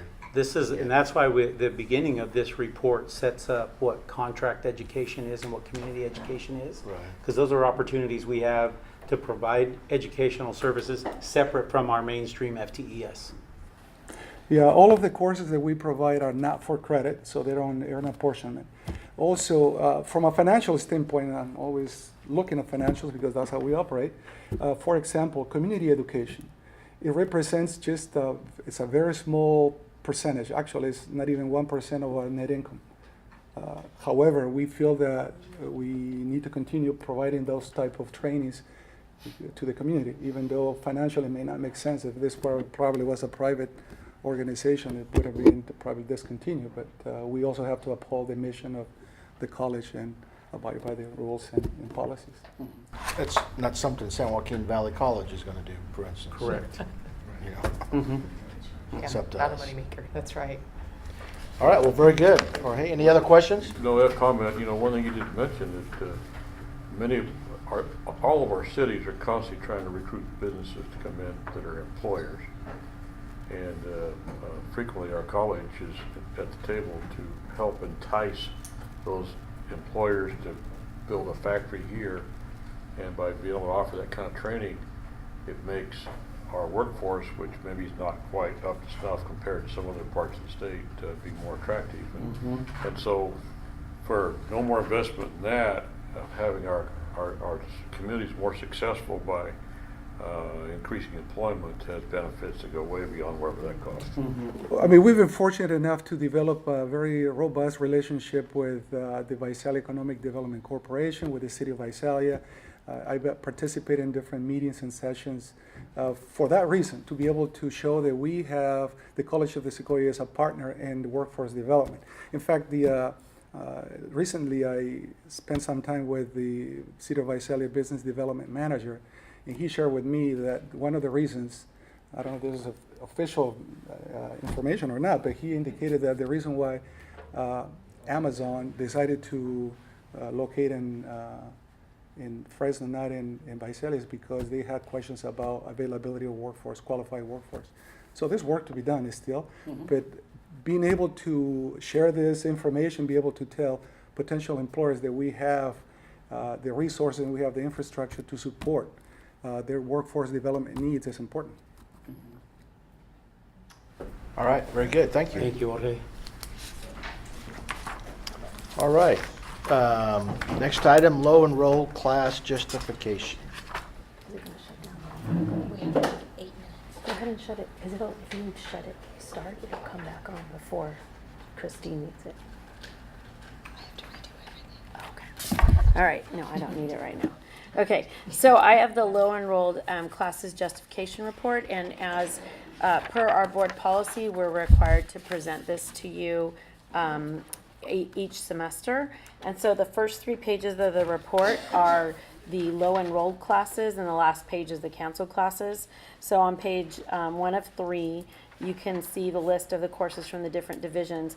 All of the justifications are out of our board policy and administrative procedure for the reasons that we're able to offer a class even though it's low enrolled. And that would be Rain. And And we need it though. It needs to wash all the dirty humidity out. and if Wow. you So just wash your truck. No, I didn't. Is it raining? Yeah. It's hail. I got my windows down. Here, there was like a report that said there was going to be. In your car? Uh-huh. Oh, want to go roll them up? Probably should. Yeah, you better. Wow. I thought it was hot when I got here. Okay. Let's crack. I think you're gonna get wet, Greg. That's all right. Okay, so if you recall from the board policy, we, for a lab class, that the minimum level is 15, and for a lecture class, it's 20. So anything below that, we do report out to the board. And so you can see in agriculture, there were a number of courses. Some of it have to do with classes that are required for graduation, or that were, for example, if we're doing a dual enrollment with a high school business, there are there are a few classes, there are different reasons, programs required for sequence, and then if we have only one section of a course in one of our off-sites, then we will, not our off-sites, but in our other campuses or in Visalia, we will keep those courses as well. Consumer Family Studies, there's those courses there. There's just 2 there. Fine Arts, we have a couple of art classes and some of those required classes for theater, and a couple of our piano classes. Industry and Technology, there's a few courses that were required for the degrees or certificates. In Language Arts, there were a few courses that we had low enrolled, and most of those are either they were the only section, or it was or they were dual enrolled, and a couple of classes in Hanford and Tulare. And then we go on to the 3rd page. We have those are continued, and there was a few Spanish courses and Portuguese, and then a couple of our ESL courses. And then we had 1 in math and engineering, 1 in PE, 1 in science, and a couple of classes there in social science that were required for graduation, or were offered the only section in certain campuses. That's the low enroll report, and on the last page you can see the canceled class, and those were all either for low enrollment, so we canceled them before they were offered, or because we had, in a couple of cases, other options for the students, or we did not have an instructor for those courses. Are there any questions on the report? No, I missed it. Can you say it? No. No. Jennifer, would you say this is a normal report? I know, I mean, like, when you look at the numbers, do you, I guess, I don't even know really if there were more in here or less, if that's good or bad, because I think it's great that we offer a lot of classes. I guess if they don't fill, at least we knew they were available to the students, but is the trend what you want it to be, or the number? Yeah, it's about the average? same. It's about the same as we normally have, but there are certain areas that we'll look at. For example, in agriculture, there's a few classes that are in our OH program, and so I'm working with the dean and the division chair to see how can we increase those classes and make sure that we have enough students next time. Or we'll look at certain classes that, you know, we tried in a certain class in business on a certain campus. Well, should we offer a different class next semester? So we look at those kinds of things.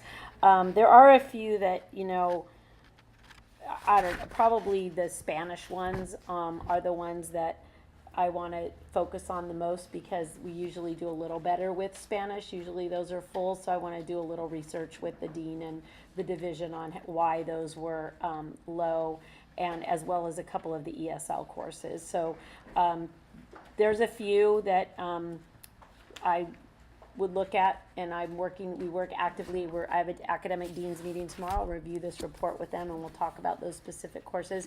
But we, for the 2 months prior to school starting, we look at this pretty regularly, almost every time we meet, and talk about which classes we'll keep and which ones need to go to be canceled.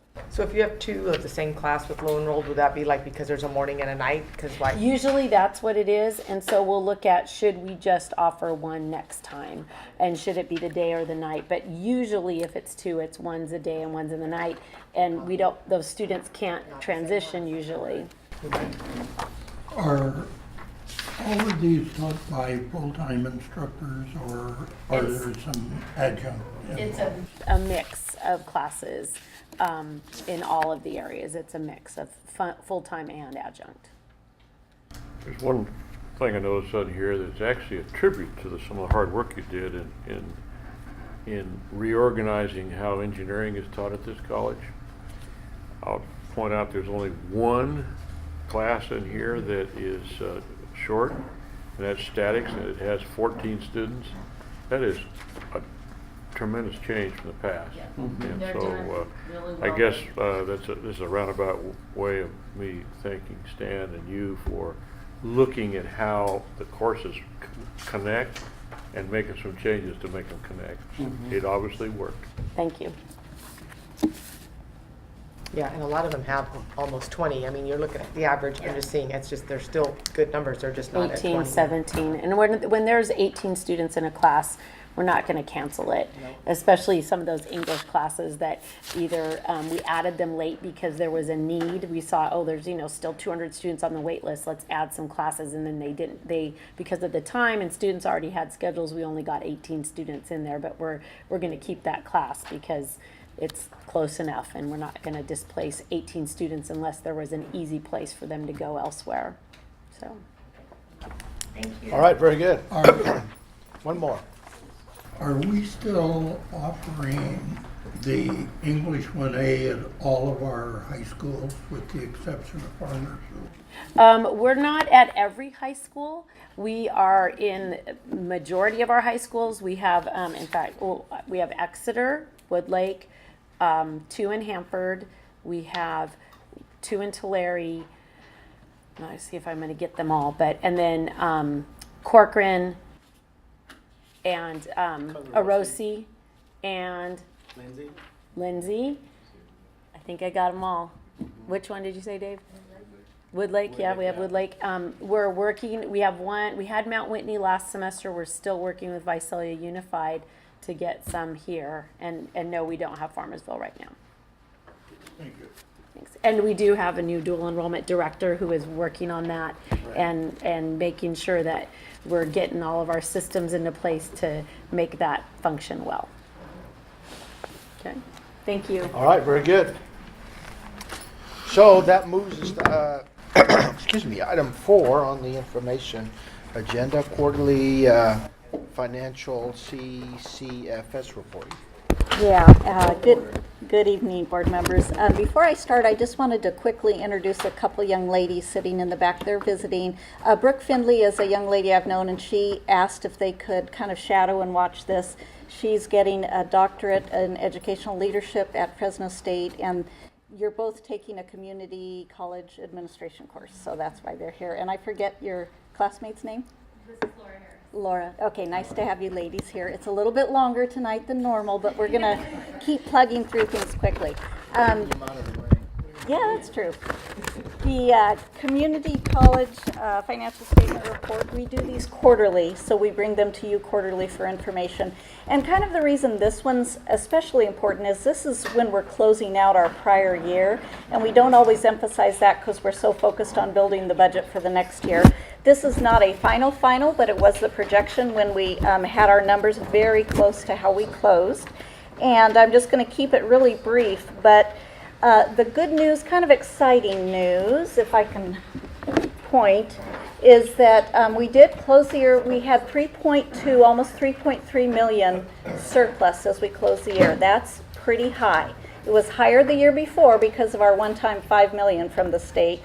But I want to share what that was comprised of. Primarily, we grew by 300 students. We had adopted a budget of 9,400, and we closed at 9,700. So that brought us in 1.5 million, and we did not book that revenue, that new revenue, until June, till the year was almost complete, and we knew we had earned it. In addition, we had 1.75 million of 628,000 approved carryover, and some other prepaid expenses and dollars that fell. So that brought us to a fund balance as we close of almost 16.2 million, or 28.6%. It's a strong fund balance. I'm going to try and track what's happening with the state, but 22.5 was last year's average. So I'm kind of assuming other colleges, the community college average is similar, but those are not posted yet. They will be soon when everyone submits these. So moving on up, the only other thing I was going to mention, our cash continues to be strong. It's stronger than our fund balance, which just means we had a fair amount of payables or liabilities at year end.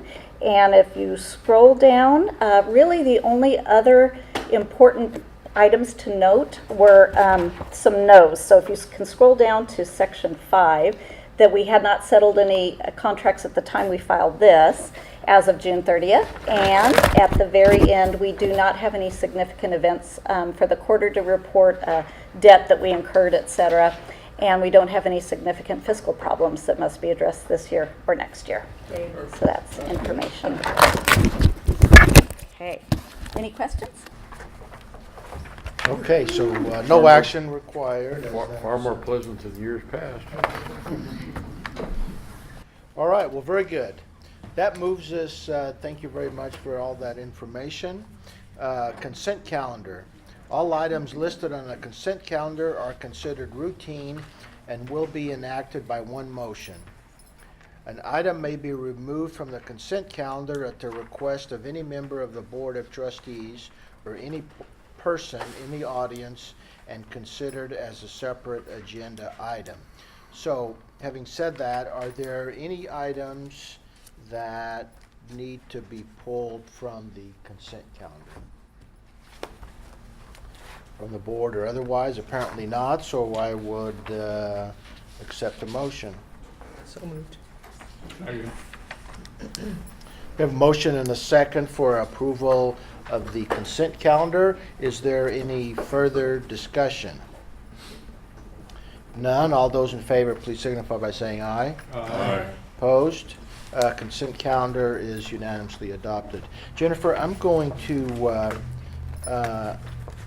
ask that we take a couple items out of order on the agenda, so if you don't mind, please. So I'm going to recommend that we take items 15 and 16 at this time and move them up front in the agenda.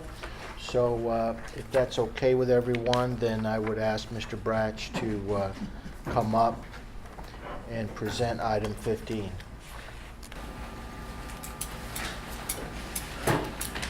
Got a couple of good news items tonight, so it's kind of a welcome change for me to present.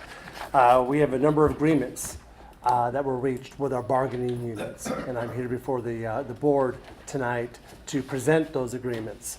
The first agreement we had, which is board item number 15, is our ratification of a tentative agreement with Costa. This past spring, Costa and the district sunshined reopeners, and on the table for negotiations were salary, benefits, and each side had the opportunity to sunshine two different articles.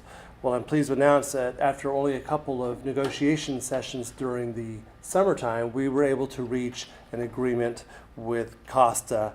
In your packet, you have all 30 plus pages of the tentative agreement. I'm not going to go over all 30 pages. Oh, you're not? No, I'm not Jorge.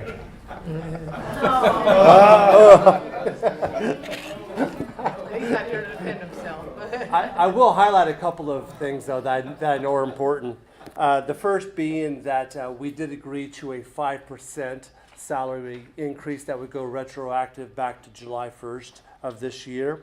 August. Right, John? What was that? August. Okay, August, yes. Uh-oh, we're in trouble already. Sorry, Dave. It's just trying to be accurate. Why be accurate? You're still reeling over your Jorge comment. We also agreed to reduce the amount of salary pay during the summertime for faculty members to be $90 per hour. That will take effect in 2018 during the summer. We increased the cap for medical benefits by $414 per year. We also agreed that for the medical plan year of 2018-2019, both sides would split the increase, if there is an increase in premiums, with our medical insurance provider. We also made some slight language changes within the contract, and most notably within Article 4, which is workload. And we also made some slight language changes and clarification within our evaluation section of the master agreement. Next thing up, we have reopeners during 2018. Again, it'll be for salary, and it will only be for 2 articles because we did negotiate medical for 2018 and 2019. At this time, I would ask that the board ratify this tentative agreement reached between the district and Costa. Okay, do we have any additional questions of John or? Nope, so moved. Second. We have a motion and a second for the adoption of the agreement between the district and Costa for on the 17-18 reopeners. Is there any further discussion on this item? Apparently not, so with that, all those in favor, please signify by saying aye. Aye. Aye. Opposed? Motion is carried. Very good. Congratulations to everyone. You did a good job. It's always nice to come to agreement on these items. So that moves us to our tentative agreement with CSEA. More good news. Our contract with CSEA was wide open this past year. Our collective bargaining agreement expired on June 30th of 2017, but after only a couple of negotiation sessions, we were able to extend that master agreement. We just recently signed a 3-year contract with CSEA, and within that tentative agreement, we reached a number of items that I will highlight. One being that we agreed to a 4% salary increase, which is effective July 1st of 2017. We also increased the premium caps on health and wellness by $414. And we had some language changes which throughout the contract, we had some items that we had to clarify the language, or we had to make some changes in language to comply with the law. All those are outlined within the tentative agreement you have in your board packet. And finally, we agreed to have reopeners for salary and benefits and 2 articles during the spring of 2018 and the spring of 2019. Our collective bargaining agreement now has been extended through June 30th of 2020. With that, I would ask the board to ratify the tentative agreement reached between the district and CSEA. Move approval. Second. We have a motion and a second for the adoption of the tentative agreement with CSEA. Are there any further questions or discussion? If not, all those in favor, please signify by saying aye. Aye. Opposed? The motion carries. Very good.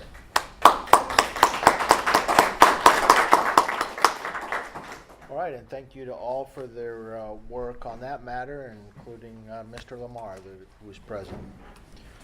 Okay, very good. That would move us back in order then to item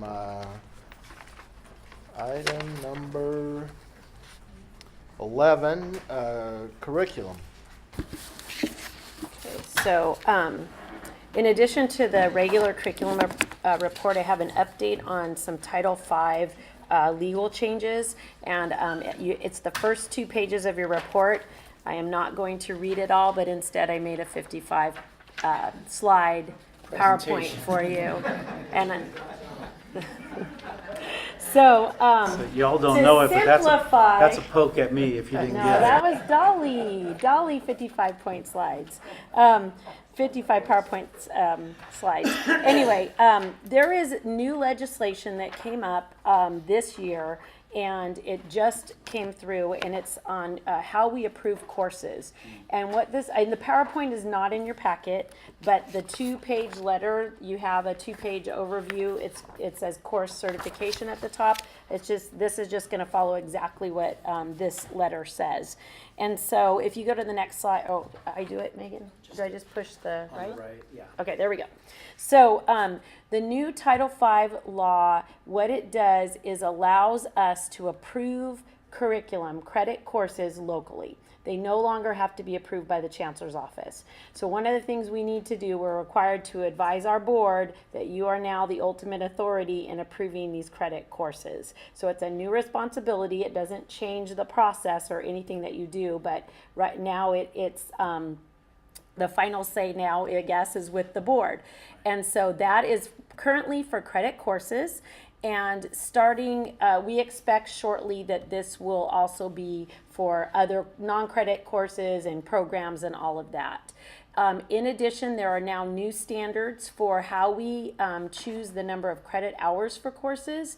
And we are not going to present that tonight. I'll present that at a future board meeting because we have a committee that's working on implementing, writing that policy and implementing that new policy based on the new laws here. So, I think I went too fast.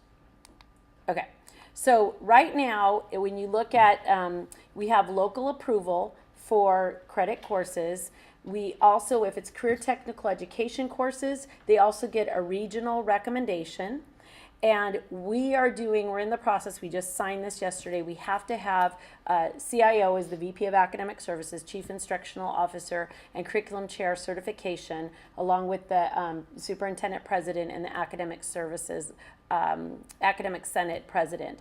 And then that is all we need to approve courses right now, and then they just go to the Chancellor's office to be chaptered or basically put into the legal, their book to say that they get a course number basically. So what we have to do now with the new laws, we have an annual credit course certification that, as I mentioned, those 4 people need to sign. We just signed off on those yesterday. And what we're certifying that our courses are accurate and they follow the guidelines from the Chancellor's office, which is called the Program and Course Approval Handbook. That our course hours and units are correct, and they're going to follow the other new law that I will present to you at a separate board meeting. That our curriculum committee receives training, We did that training on last Wednesday, and that COS has a policy on assigning the credit for hours in class. And we do have that policy, and we're working on the revisions right now.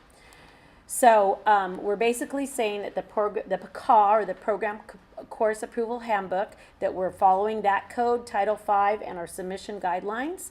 That's what you guys are approving when it gets to you. That we've followed that we're doing all of the things in Ed Code and Title V say that we need to do, and that we're doing the appropriate course calculations for how many hours you need to be in class, and how many units that equals. And again, we have a local policy on that, and we are updating it with the new legislation now. We're going to be doing that this semester, and we'll be bringing you more information. So we're certifying that we're doing these two things. So again, all of the curriculum after we approve it here needs to go to the chancellor's office still, just to get their number, the correct number, and be in their inventory. And as long as we've signed that certification, we get automatic approval with the chancellor's office. They're not going to second guess or any of the things that we do in credit courses. So the great news is this is a law that really helps us. We've been asking for this. It streamlines our processes and gives us quicker approval time so we can be more responsive to our local community needs. So I want to remind you, I presented this slide to you a couple of years ago about our process, but our process, we have board policies and administrative procedures.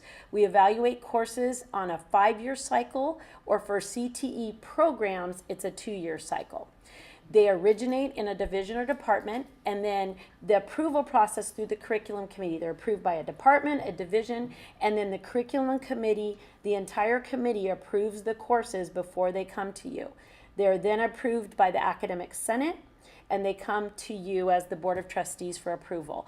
And the red one there, now what's not going to need to happen with it is that they do not need to go for credit courses to the community college chancellor's office.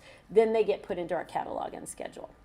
So that's the new process. You guys have a new responsibility. I wanted to make sure that you knew about that before you approve this set of courses, and also to guarantee you that Superintendent Carasosa, Dr. Trimble, myself, and Dr. Sarah Harris have all signed the certification approving that, or confirming that we've done all of these things. So any questions on that part before we move on to the approval, Lori? How is that going to affect, like, transfer students and classes? Is that going to streamline that process then, like classes that transfer to the CSU, and is that going to affect that at all? No, it doesn't impact that. It just allows us to move more quickly. Another way to give you a quick example, Lori, is before this change in law, we would do everything on this list, and then they would go to the chancellor's office, and the chancellor's office tried to be the technical checkpoint for every new course that got submitted from every institution in the state. So our problem is we would get it through our curriculum approval process quickly. It'd back up at the chancellor's office for 2 years. Yeah, we had some that were 2 years, and the average was 4 months to 6 months, but there were some that were in there for 2 years. Yeah, there were some that were backed And so for up. us to write a course and then get it, offer it next semester was impossible. You had to get it a year, 18 months in advance to get a course. or We'll a try not program. to hold you up. Yeah, thank you very much. You don't know, we could be pretty slow. But again, I wanted, you don't have a new responsibility because we haven't changed any of our of our processes. We're just the still, final approval is here it's now. coming to you with all of those things done, and it's under the faculty purview, and they do their homework and their technical review before it gets to you. After a lot of conversation, what the chancellor's office realized is this is one of those areas that they could decentralize and return to local control. Because for them to be the single clearinghouse for 114 campuses, all submitting, it was inefficient, and we were all frustrated by that. Yeah, and the So students were suffering. They made the decision that this now, the final approval happens at the local board level because they've had years of us doing this process. Already. Yeah. Got it. Okay, any other questions? In the history of the world, is this the first time that Sacramento put It's out gone the other way. I know, huh? This was pretty exciting. The rest of the law is not so exciting, but this one made me happy. It didn't cause us more work, which is This a good one, thing. you could have had 70 slides. No. Oh, maybe 50.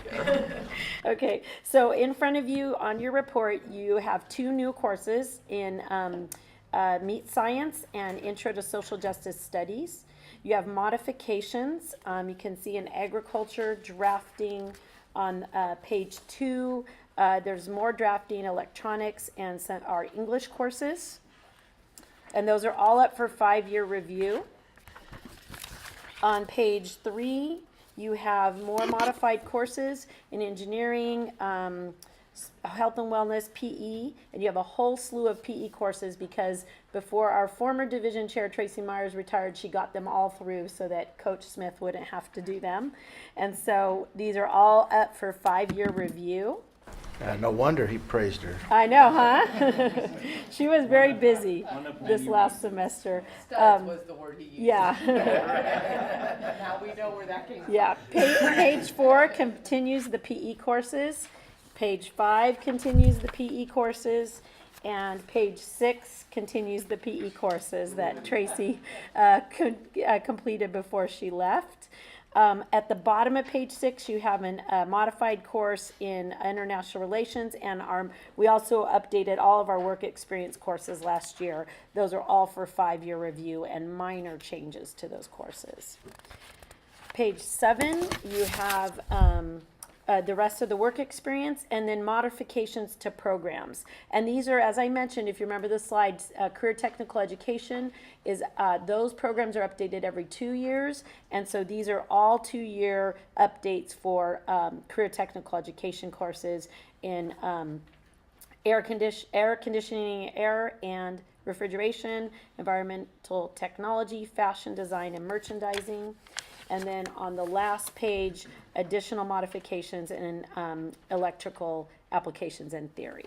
So that is the report. Yes? So didn't we always approve these before, but, so the buck just stops here now? Yeah. That's the only difference? For the courses, but those the last page, which is programs, those are still going to go to the chancellor's office right now. That'll be the next phase, is that you'll have those approved here. But all of those first 7 pages of courses, once you approve them, they're done, they're approved.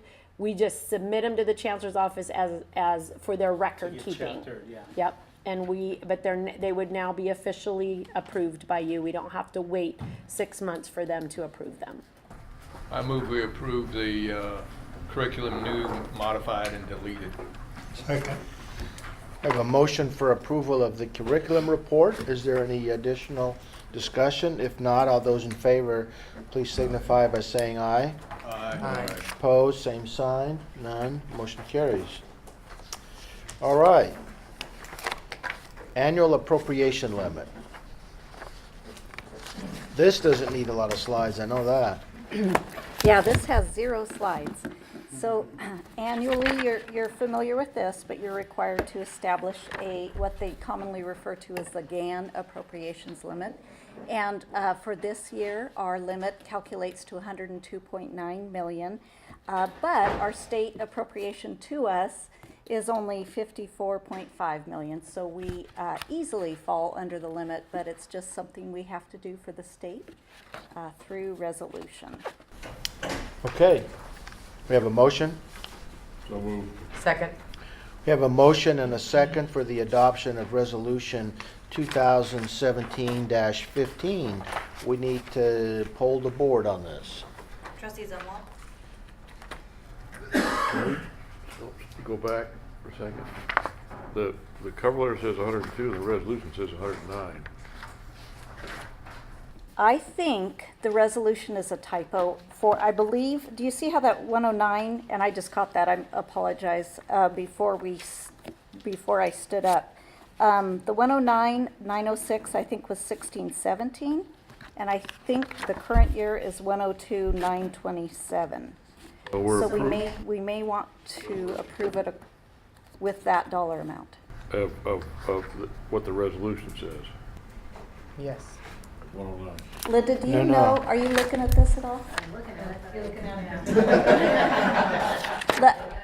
Leangela prepares this, and I don't know that Linda and I have studied it. Either way you do it, I think we're fine because we're so far below it, but I would probably recommend using the 102,927 since I think the 109,906 was last year.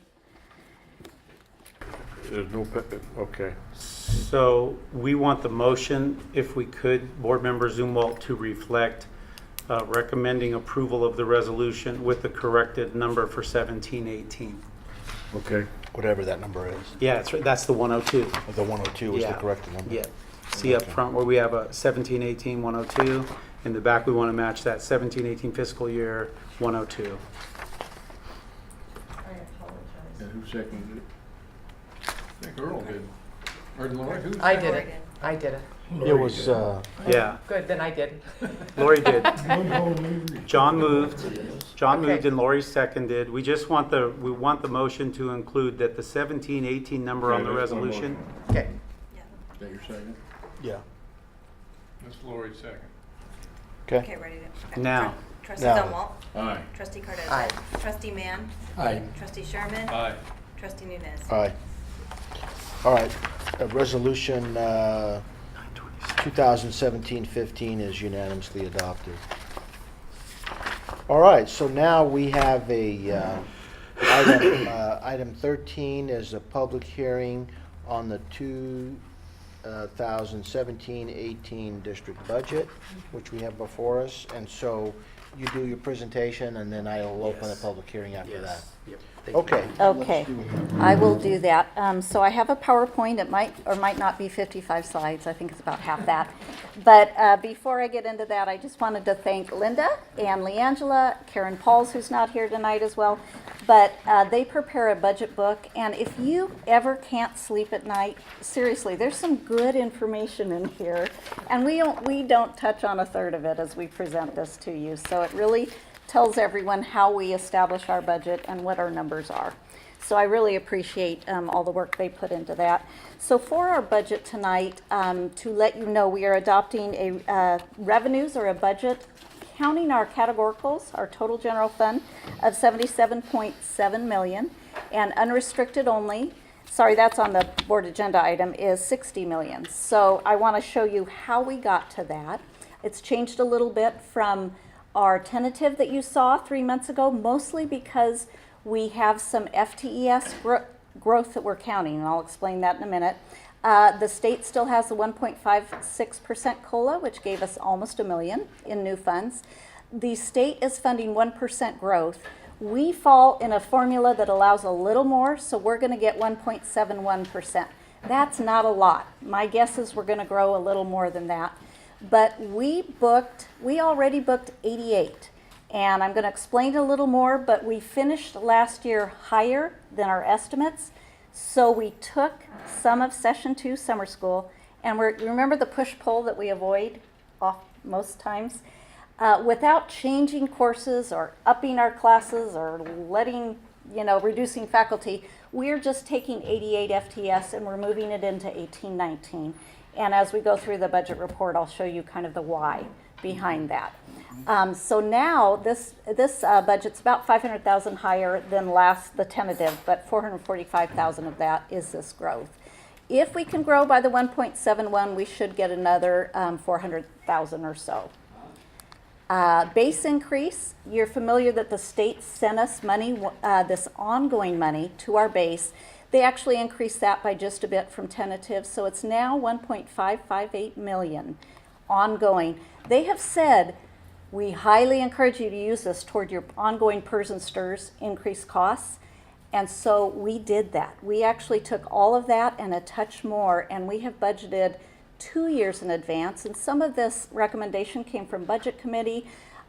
We kind of solidified that in senior management, but we're budgeting 2 years in advance while we have that money now. I actually heard the words, use it now because you're not going to get any more, but I don't know. We might get a little more help from the state as years go by.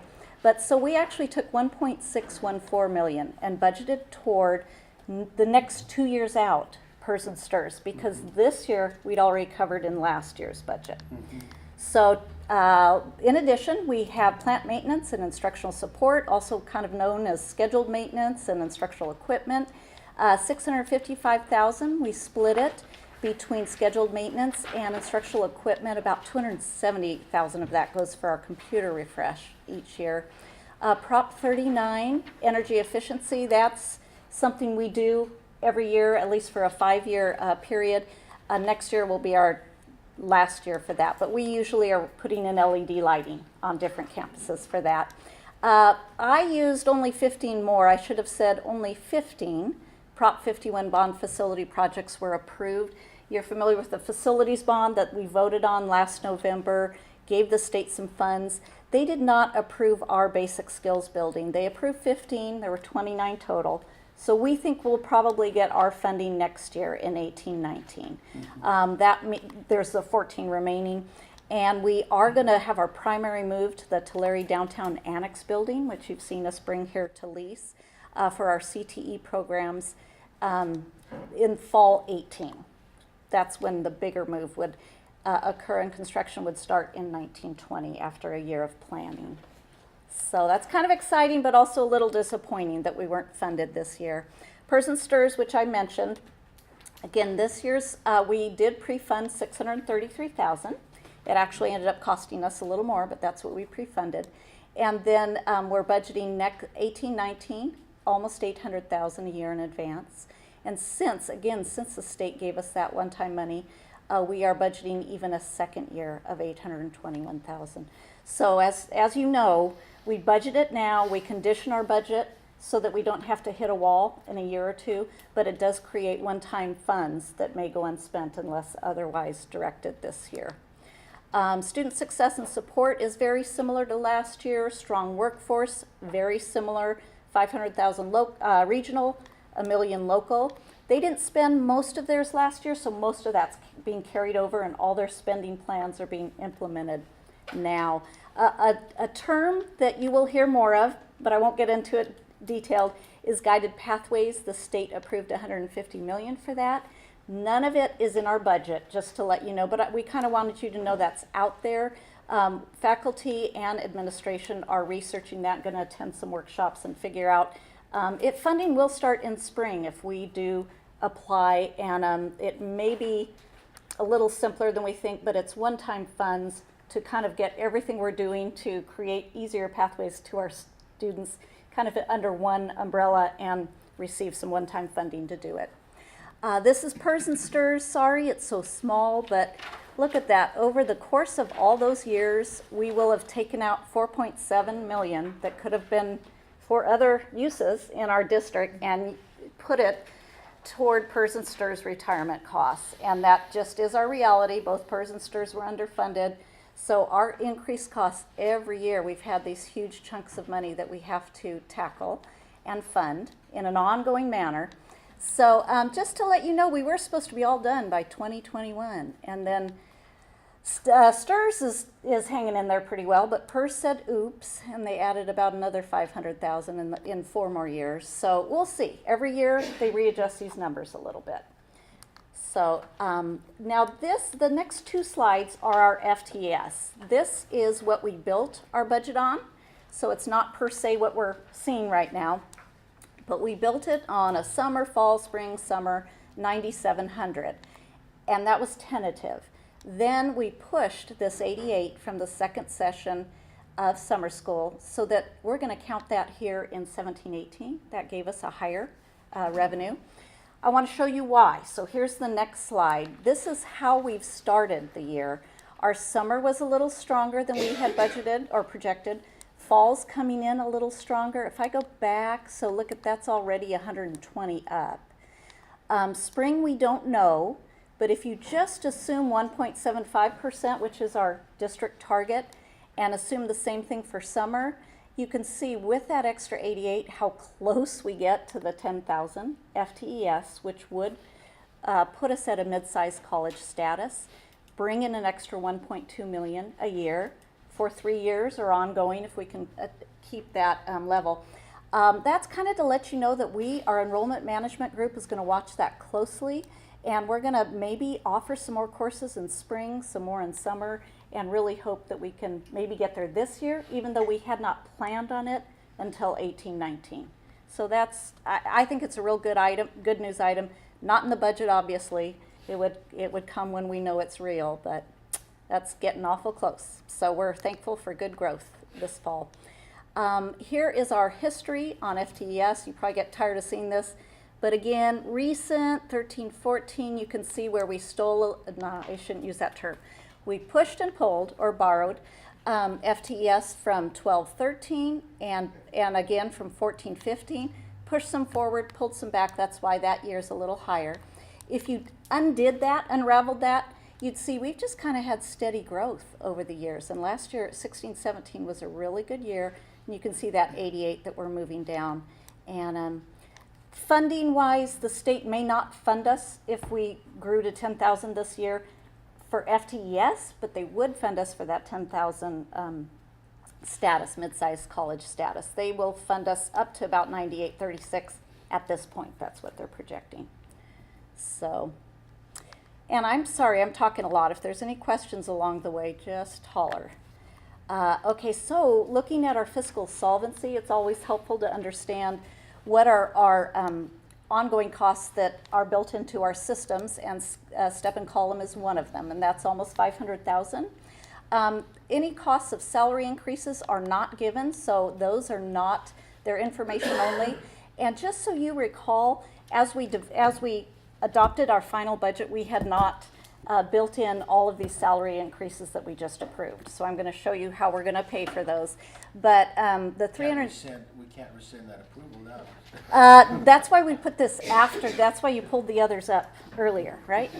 376,000. If you did 4% across the board, that's 1.5 million. So that was ongoing funding that we needed to fund that. Faculty, we know, is getting a 5%, and their reduction in summer school hours is primarily helping to pay for that when we book both those things, which will be by next month. But anyway, so moving forward, when you look at fiscal solvency, we're assuming real conservative funds coming to us the next couple of years. Just maybe 1% COLA, 2 years in a row, assume 0% growth.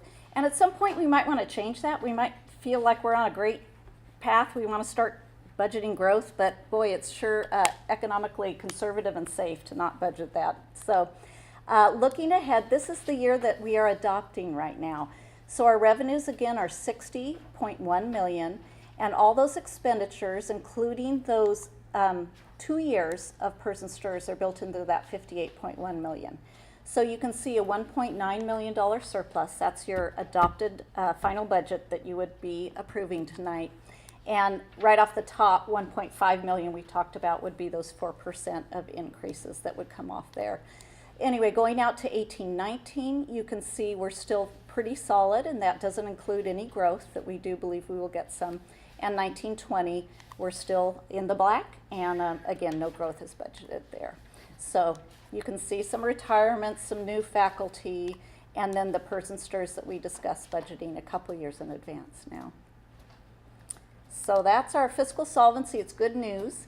The next 8 or 10 slides, I'm not going to read them all to you, but I just want you to know that we, as we allocate any additional resources each year, we take some time to try and tie them to our master plan, our mission, our goals, our objectives.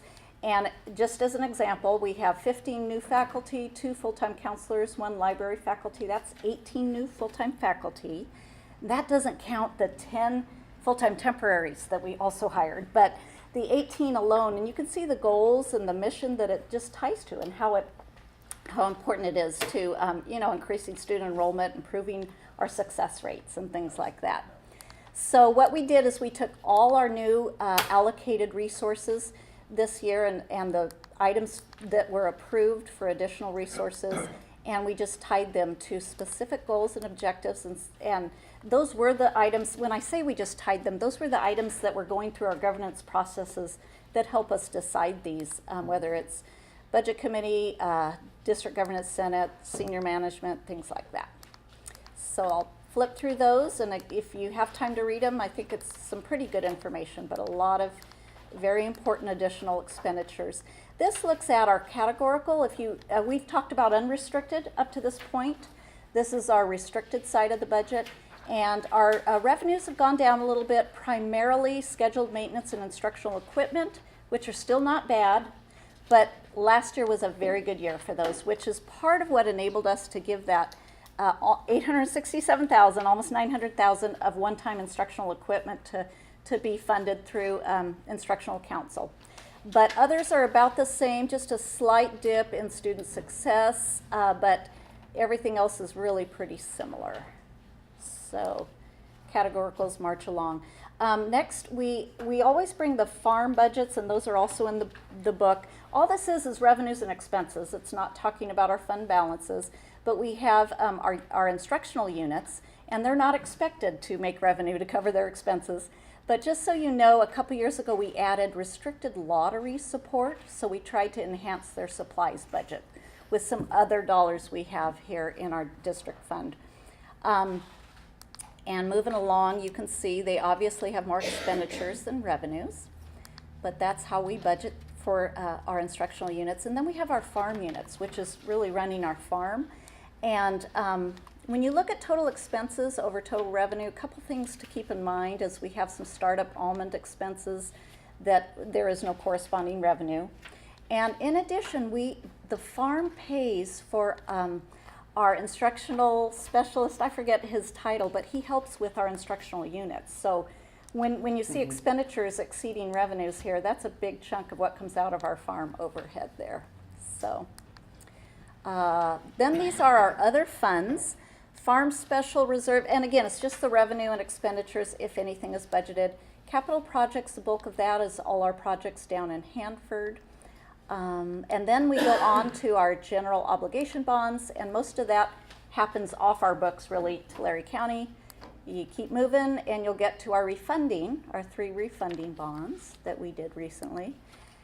Then, okay, I just want to take a minute, and we're almost done, to talk about when we closed 16-17. Reiterate, you saw that almost $3.3 million fell as we closed 16-17, and I just wanted to detail where that came from. We adopted 9,400 FTES, but we had 9,700 at the final. That literally, at a little over 5,000 a student, that's 1.5 million. And then we always have portions of district budgets that fall, and that was about another 1.75 million. 628,000 is approved carryover. So a lot of that's intentional. Some of it, like we have a wireless project in technology, and just this is what comprises that 628. Specific department requests, the one-time instructional equipment, a little bit of that, above base resource allocations that were maybe a little more facilities that we just couldn't get done by June 30th. And then our MAW, you'll be happy to know at least it's not 200,000. We're slowly spending that. And some of that we call a specific designated fund, and the rest just goes into fund balance. Designated as some of these carryover items and such. So you saw that higher general fund reserve. Do know that that'll go down because we'll post carryover. We're going to be paying for some of those prepaids that were in there. But anyway, we're at a healthy place right now. So any questions or comments? You guys are very patient. Wow, a lot of information. Okay. We're going to need coffee here shortly. I can do that. I bet there's still some. Okay, well, it is for the public hearing and then for your approval as well. All right, so we will open. Open and take any public hearing comment first. You can close that, and then any questions or comments from the board. Okay. At this time, we will open the public hearing with regards to the 2017-2018 budget. Are there any comments to be made? And apparently not, so the public hearing will be closed. And now we will entertain any questions or comments from the board. I thought the presentation was easy to understand, and I wouldn't want you to make it shorter. This is something, this is a very important part of what the board does. Understanding it is important, and it was well presented. Thank you. Thank you, Jim. Agreed. Anybody else? No, I agree, thank you. Ken actually wants her to do it again, but that's just him. Well, You know, he as can hear it you quicker can than see, John. I've taken the appropriate pages out of the book, and I'm gonna be going over this, watching I think there's 2 football games on tonight, so I'll Yeah, be, we're about to miss them both. Yeah, I'll be- there's only one left. I'll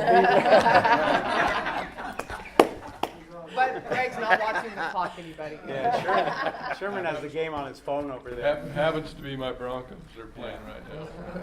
Okay, so, we need a motion to, So moved. Second. we have a motion and a second for the approval of the 2017-18 budget as presented to us today. Are there any additional questions or discussion? If not, all those in favor, please signify by saying aye. Aye. Aye. Opposed, same sign. None, and so unanimously approved. Thank you, Christine, for all that information and the positive numbers for sure. For sure. Okay, that moves us on to item 14, and that has to do with purchase of some property. Okay, so bringing before you tonight the opportunity to purchase, and we have discussed as a board in closed session under property negotiations this a little bit, so the board is fairly apprised. But for anyone who's new, a building here on South Mooney Boulevard, it is comprised of 3 commercial rentals in one building, 1117 through 1127 South Mooney Boulevard. The APN is there. There's also a vacant lot on that corner that is a little over 15,000 square feet, and that is for sale by the same owner. So this is proposing purchasing those. Really, it is to obtain land that is so in such a close proximity to our campus. And if you were to kind of create a rectangle out of Noble, Mooney, Tulare, and Meadows, it falls in there. And not that we have to obtain that, but having it come for sale and knowing someday we may need to expand, specifically if someday we are a district that has many colleges or multi-college and needs a chancellor's office, something like that. It just seemed like a prime opportunity. Reported in here is the proposed sales price of $1.9 million. We are awaiting an appraisal back. I found out just before I came in that that's going to be back sooner than we thought. It'll be here by the end of the week. But we have obtained a number of other items such as inspections, termite HVAC. We've had a phase 1 environmental site assessment that came back very positive. And the building's in good condition. We have a 2-year roof certification. So it's looking positive.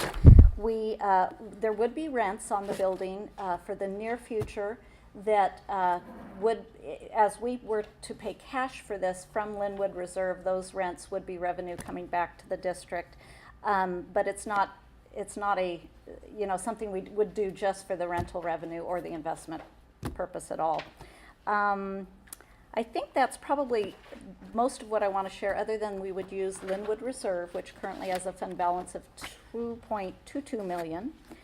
And there's a little information on the size of the building, 6,549 square feet. That lot that it's on is 13,685. And then the empty lot is 15,324 square feet. And if there's some photos of the APN or diagrams and of the square footage of the building attached. But attached to that is a resolution that if the board does feel that they want to make Okay, an offer to I move we approve resolution 2017-16 with an acceptable appraisal. subject to an acceptable appraisal then? Okay. Okay, we have a motion and a second by Earl for the adoption of Resolution 2017-16.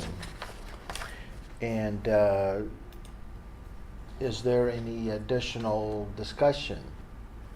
If not, then Just one point, if I Okay. could, Mr. President, while we're still in the discussion phase. Just a little bit of context I think is important for the public record as well. it isn't, I mean, it is a good opportunity for us because if you know the location of this corner, it's directly adjacent. But it also is the recommendation after a year and a half of a joint task force study with the city of Visalia about the Visalia campus and our partnership with the neighbors around the edges of our campus, that the college pursue kind of completing the current rectangle with this little piece that remains there. And this follows a series of prior purchases, so it's consistent with what we've been doing. It may in the future be that location where if we were a multi-college district, there could be a separate central office with services and so on.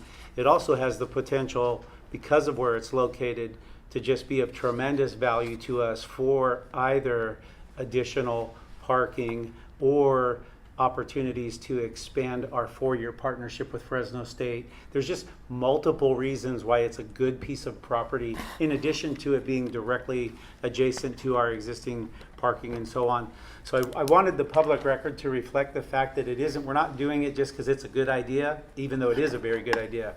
There's some context, some history, and some task force work that's been done with our joint planning with the city that's also led us to this recommendation. So wanted to make sure that we made that clarification as well. You know, add a little bit too, is when I first came on the board, the college ended at Meadow Lane.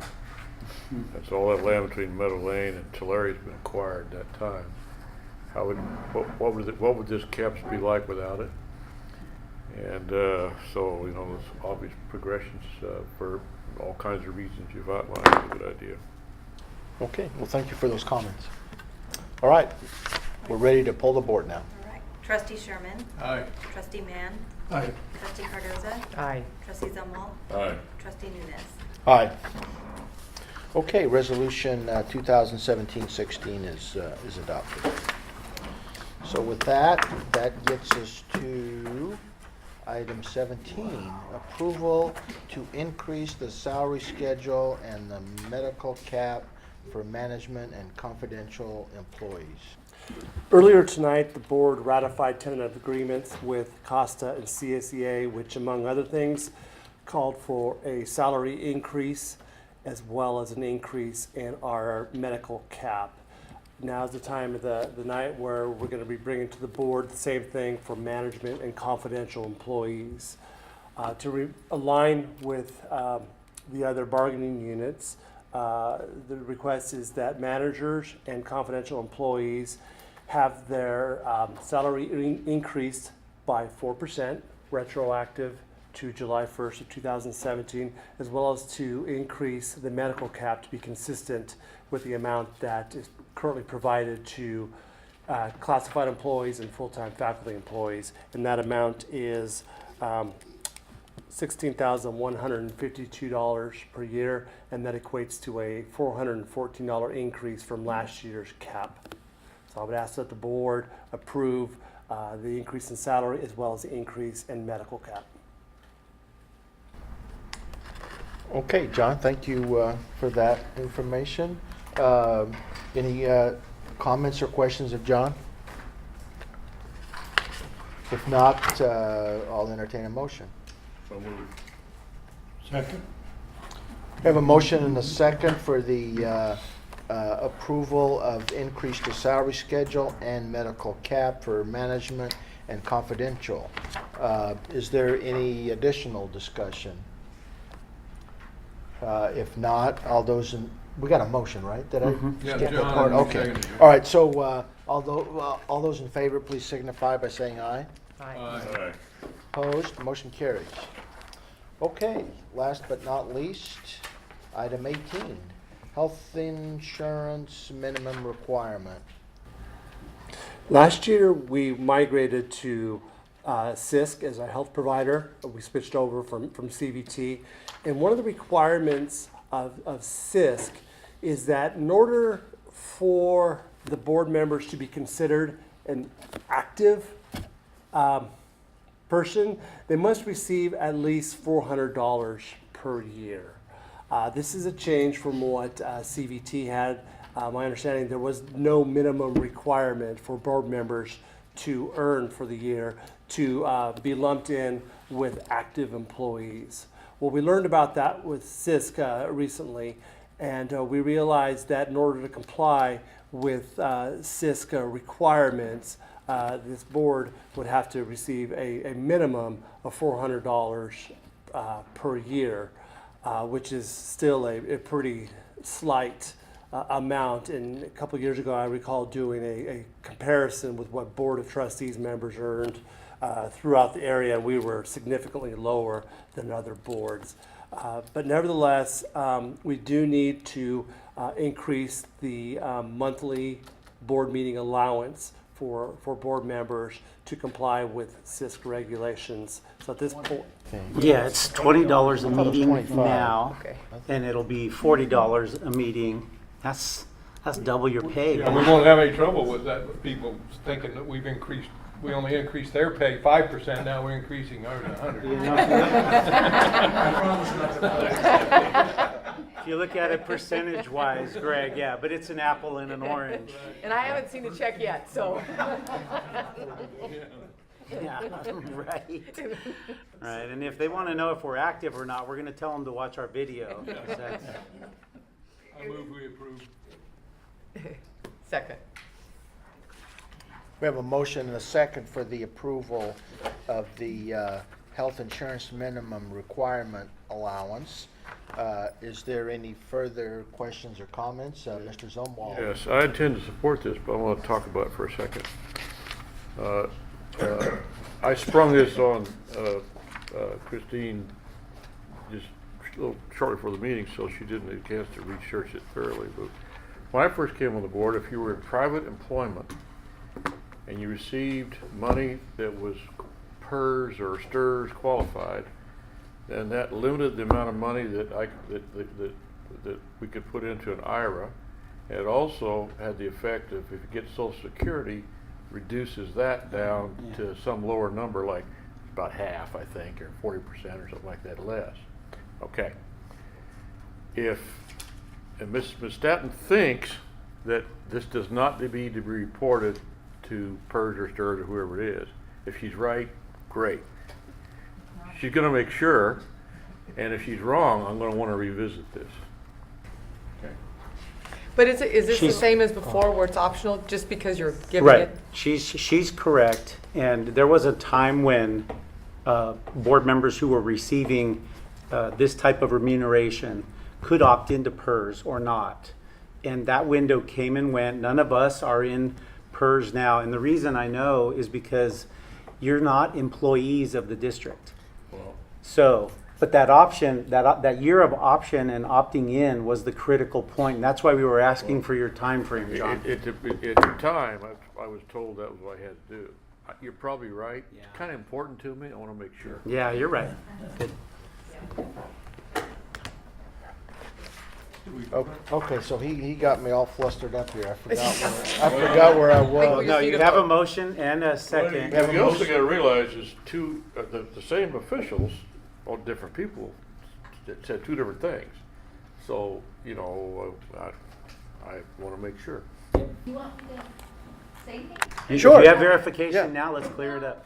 This is, I talked with our payroll supervisor and with Linda, and we feel very assured about this, but CalPERS says school board members are excluded from CalPERS reporting if they are first elected or appointed to their position on or after July 1, 1994.